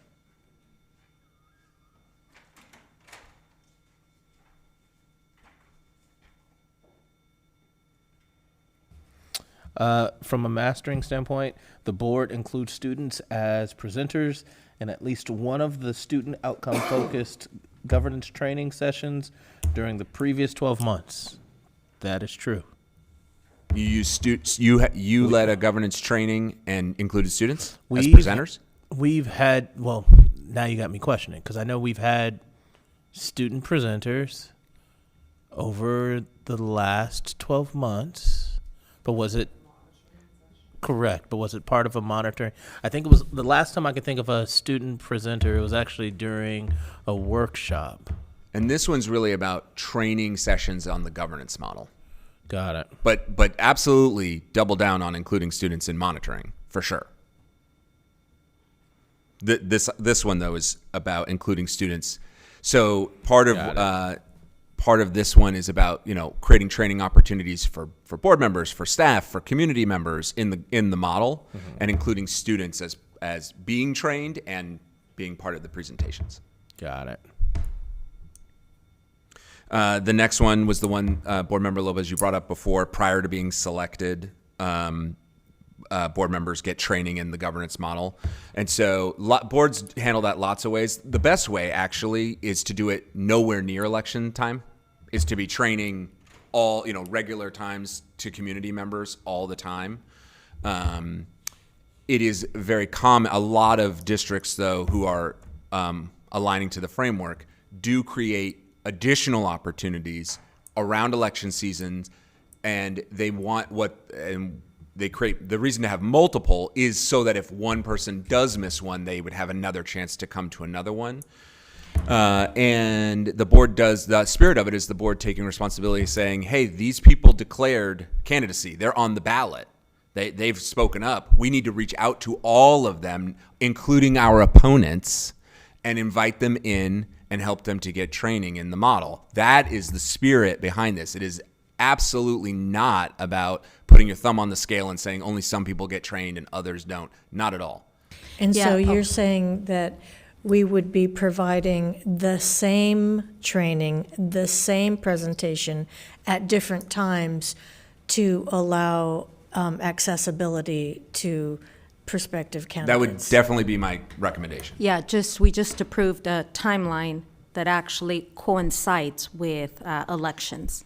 So you are saying it should be at a different time, but it was just approved, and it very much coincides with the elections. Yeah, it should be both. It should be both. We should be training all the time, and when we have declared candidates, making sure that declared candidates who we know are going to be on the ballot we reach out to them and they get access to the training.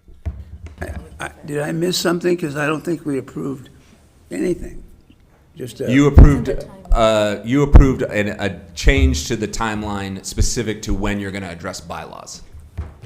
No, I know that. But the timeline was approved at the last meeting. meeting, just the bylaws, and then we talked about the getting your advisement about the monitoring visit. I think it was approved, I think, in February. Greg, that training, so there's a difference between an election cycle and the period of time with which when candidates declare their candidacy. All right. So we could have a June election cycle, June primary, November election, but the actual time frame for declaring candidacy is not, it's, in this case, it will be like in January, February for next election cycle, irrespective of the June primary. So my question is, for us to consider, right, if we're gonna make any adjustments, is, my understanding was that we should have ongoing trainings for anyone in the community, whether they're going to run or not, so that they become familiar with the model, with the board goals, and that as a part of that, we also offer trainings for people considering if they're going to run for school board. Correct. Whether they've filed or not, because again, the sequence is, I don't want to get caught up in the sequence of an election cycle or when candidates are going to file, because in every 2 years we stagger in Long Beach, because we're a charter city. The elections are staggered. Okay. Sometimes it's in March or April with a swearing in December. Other times it's in June. So I think for me, the more time we spend around when elections happen or don't happen or when candidates have to file by, we get caught up then in the perception. Yeah. That we're scheduling things that coincide with only offering trainings for some community members and not others. Yeah, and that's definitely not, so if you can definitely solve this by offering a regular schedule of trainings throughout the year and ignoring all that stuff. The other spirit about it, though, is if you were to accomplish this, most districts, in order to accomplish this, where it says anyone who ends up on the board got trained prior to being elected, generally that requires outreach to declared candidates. That's all. But you could accomplish it without reaching out to declared candidates. You definitely could. Yeah.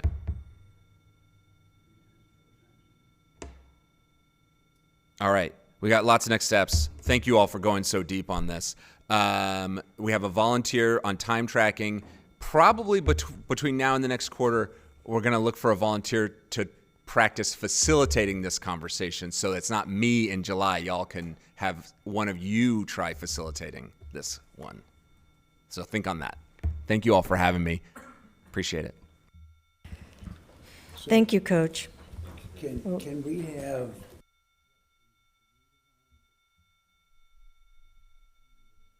thing, but can we have somebody prepare? You're talking about confirmation of the scores, right? Yes. Of each. I agree.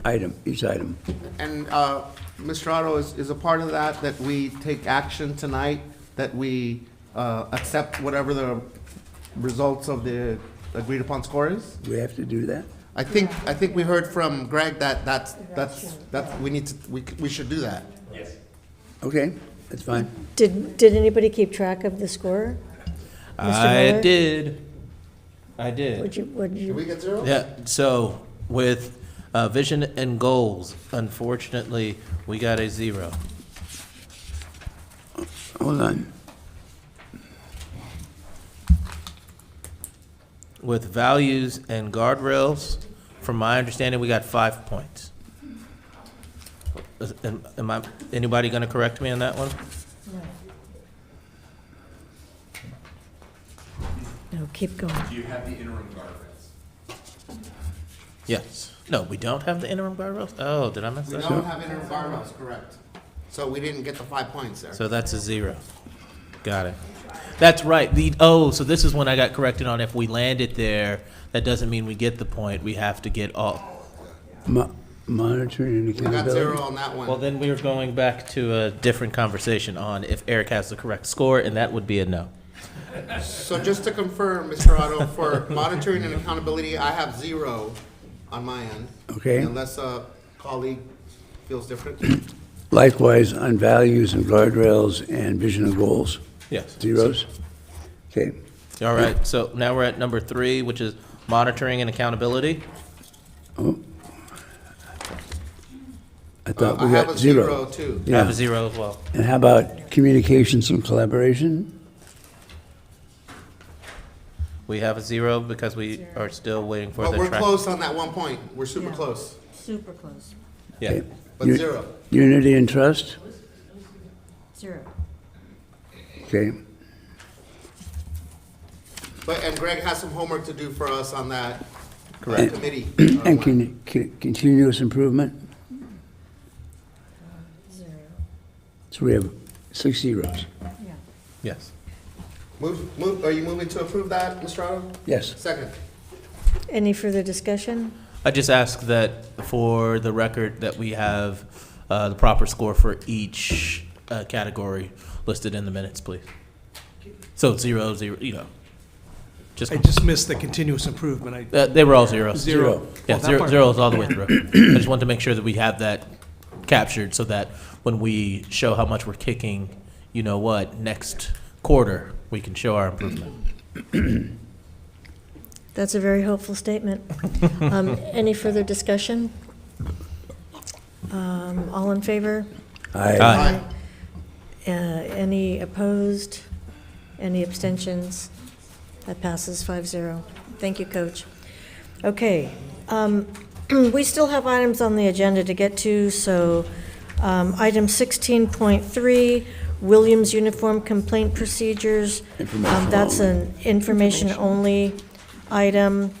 16. Does anybody have any questions? I do. Can someone elaborate on the 2 William complaints that were received and unresolved regarding facilities?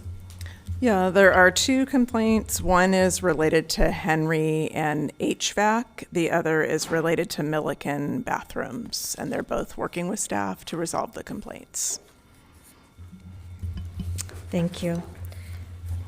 I will now move to item 16.4, initial bargaining proposals from the California School Employees Association, CSEA, Chapter 2, Unit A, to Long Beach Unified School District. And that's an information-only item. Does anybody have any questions or comments? Okay, now we will move to item 16.5, initial bargaining proposals from the California School Employees Association, CSEA, Chapter 2, Unit B, to Long Beach Unified School District. And that's an information-only item.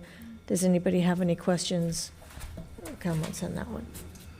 Okay, and 16.6, initial bargaining proposals from the Long Beach Unified School District to the California School Employees Association, CSEA, Chapter 2, Unit A and Unit B. Information-only item. Any questions or comments? Okay. We've already taken care of 16.7, and that leaves item 16.8 for new business, approval of 2025-2026 schedule of Board of Education meetings and workshops. Move for approval. Second.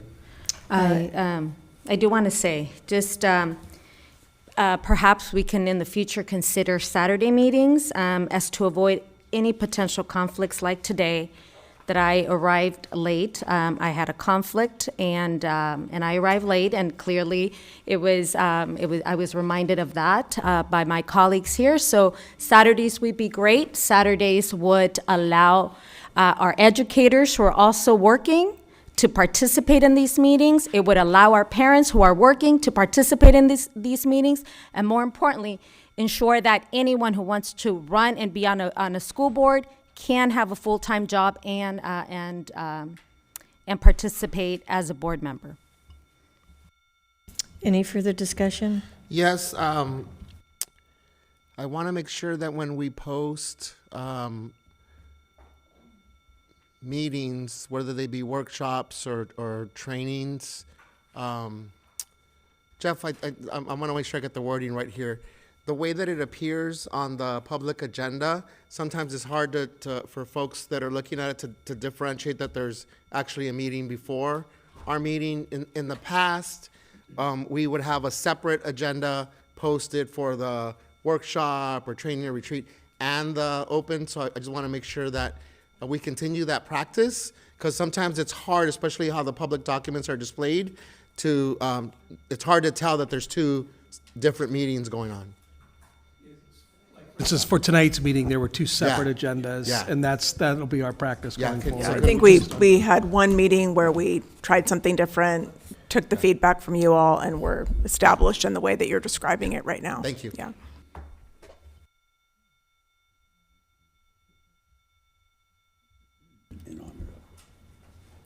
Any further discussion on that one, 16.8? I will jokingly say I appreciate this meeting schedule because I won't miss my son's first birthday or my wife's 40th on either one of those. Yeah, doghouse to say the least. Right, 2nd and 41st, right. Yeah, I was going to say, I believe you're missing your wife's birthday tonight. Okay, all in favor? Aye. Any opposed? Any abstentions? I abstain. That passes 4-0 with 1 abstention. And we are now at report of board members. Mr. Miller. I previously shared that today's a special day for me and my family, as my wife, who I've been very, very interested in since I was 19 years old, is turning 40 today, so I just wanted to send her a happy birthday. But also, I wanted to acknowledge this month is National Autism Awareness Month. And so as we have our neurodiverse community in our district, who are a very important and integral part to the group of students that we serve, I would like to uplift this community as they often have spoke of feeling unheard and unseen. And so I know that our district has taken plenty of steps to address some of those feelings, but obviously, like anything, it's a continued work of progress. And so I just ask that we just continue to uplift those young men and young women, and especially those families, so that we can continue to do our best to serve them. That's all, my report. Thank you. Dr. Benitez. Sorry, Madam President, I'm trying to condense this, so don't keep us here longer. But quick report. I had a chance to visit Edison Elementary. They had a special treat, I would say, by one of our partners, Garden Education, Ground Education, sorry. They hatched 400 baby chicks and shared them with multiple schools across our district. So it's awesome to see so many at Edison 5th graders holding baby chicks. And what I wanted to highlight is connected to our curriculum. So every month at Edison, every grade level has a chance to interact in a way that connects to lesson plans and to learning and to all the things that we want our students to know and be able to do. So wanted to highlight that partnership and opportunity. Also went to Lincoln Elementary School's open house. Big props to Principal Nemec and all the community partners that actually were also there that evening. Went to the Milliken Jazz Festival. Congratulations to all the wonderful jazz musicians that we have in the district. I think there were 7 groups, bands, jazz groups. One of them had all saxophones playing. So just a wonderful, wonderful celebration of music and the students in our district who are so talented. And then want to also express appreciation for AOC 7, one of our district's community partners, doing wonderful work in and around schools. They had their community partner luncheon this past weekend in celebration of all the additional partners that help advance AOC 7's work, Anaheim, Orange, Cherry, and 7th Street in those communities. That's my report. Thank you. Mr. Otto? No report in the interest of time, but I would ask that we adjourn in honor of Carmen Perez. Okay. Ms. Lopez? Thank you. I'd like to thank TALB for inviting me to sit in on a meeting where special education teachers discussed, among other things, their challenges with Synergy, a system they feel is not user-friendly, for special education teachers, and their concerns about general education teachers serving as induction coaches for special education teachers. Thank you, TALB, for the invitation. Actually, also since last board meeting, I attended several events. The retirement party of Miss Sophia Griffith, former principal who impacted the lives of many students and educators in LBUSD. I attended a community meeting in North Long Beach where community members and parents who, like me, like to see issues of prostitution and unhoused individuals near some of our schools be resolved. I also attended Polly's Pace and CIC event where parents, students, and educators came together for an evening of fellowship, and the choir concert at Jordan High where students shared their musical gifts and talents. Mir's open house, which included a number of community partners sharing information with parents, and the mural dedication for Billie Jean King. And that was such an honor to attend a celebration for a woman who has opened doors for many female athletes. And to everyone who put all these events together, thank you, because you made them possible, and they were great events. Thank you. Thank you. I think I'm going to just shout out a bunch of events. I'm not going to detail in the interest of time, but last month there was a student art exhibition at the JCC for our secondary schools, and thank you to everybody who makes that possible. I attended the production of Grease at Milliken. That was fabulous. Our quarterly strategic learning journey where we had staff and admin from the district going out into the community. Great event. I hope we continue to do that. One of the best events I've ever attended, CAC, Student Voices. Absolutely wonderful. If you only attend one CAC meeting, I think that would be the annual meeting to attend, is the Student Voices. Reflections, Long Beach Council PTA, it's a all volunteer thing. I did meet a woman from Chicago, and she said that in Chicago they don't have, well, from the area that she was from, they don't have arts in the schools.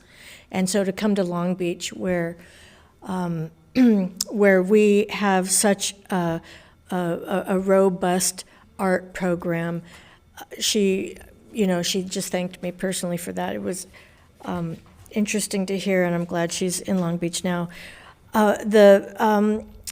Patrick Henry, there was a gala for CABE, and they were awarded the Seal of Excellence. That was a very fun evening. Congratulations to the Patrick Henry community for that wonderful award. Ms. Lopez mentioned the Billie Jean King mural dedication. She talked to the kids. She's wonderful with our students. I didn't realize she graduated from Poly, and I know, yep. That makes sense. She has a mural there now. Anyhow, but she told the kids that she wanted them to come away with 3 ideas: relationships, the value in relationships, be a lifelong learner, a problem solver. Failure is feedback. So history tells you about yourself and informs the future.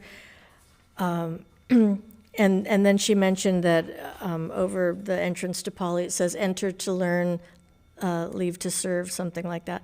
And she made a joke about she really did leave to serve because she was, serving in tennis anyhow. But she did mention that when she was a student at Poly, they did not have girls' tennis.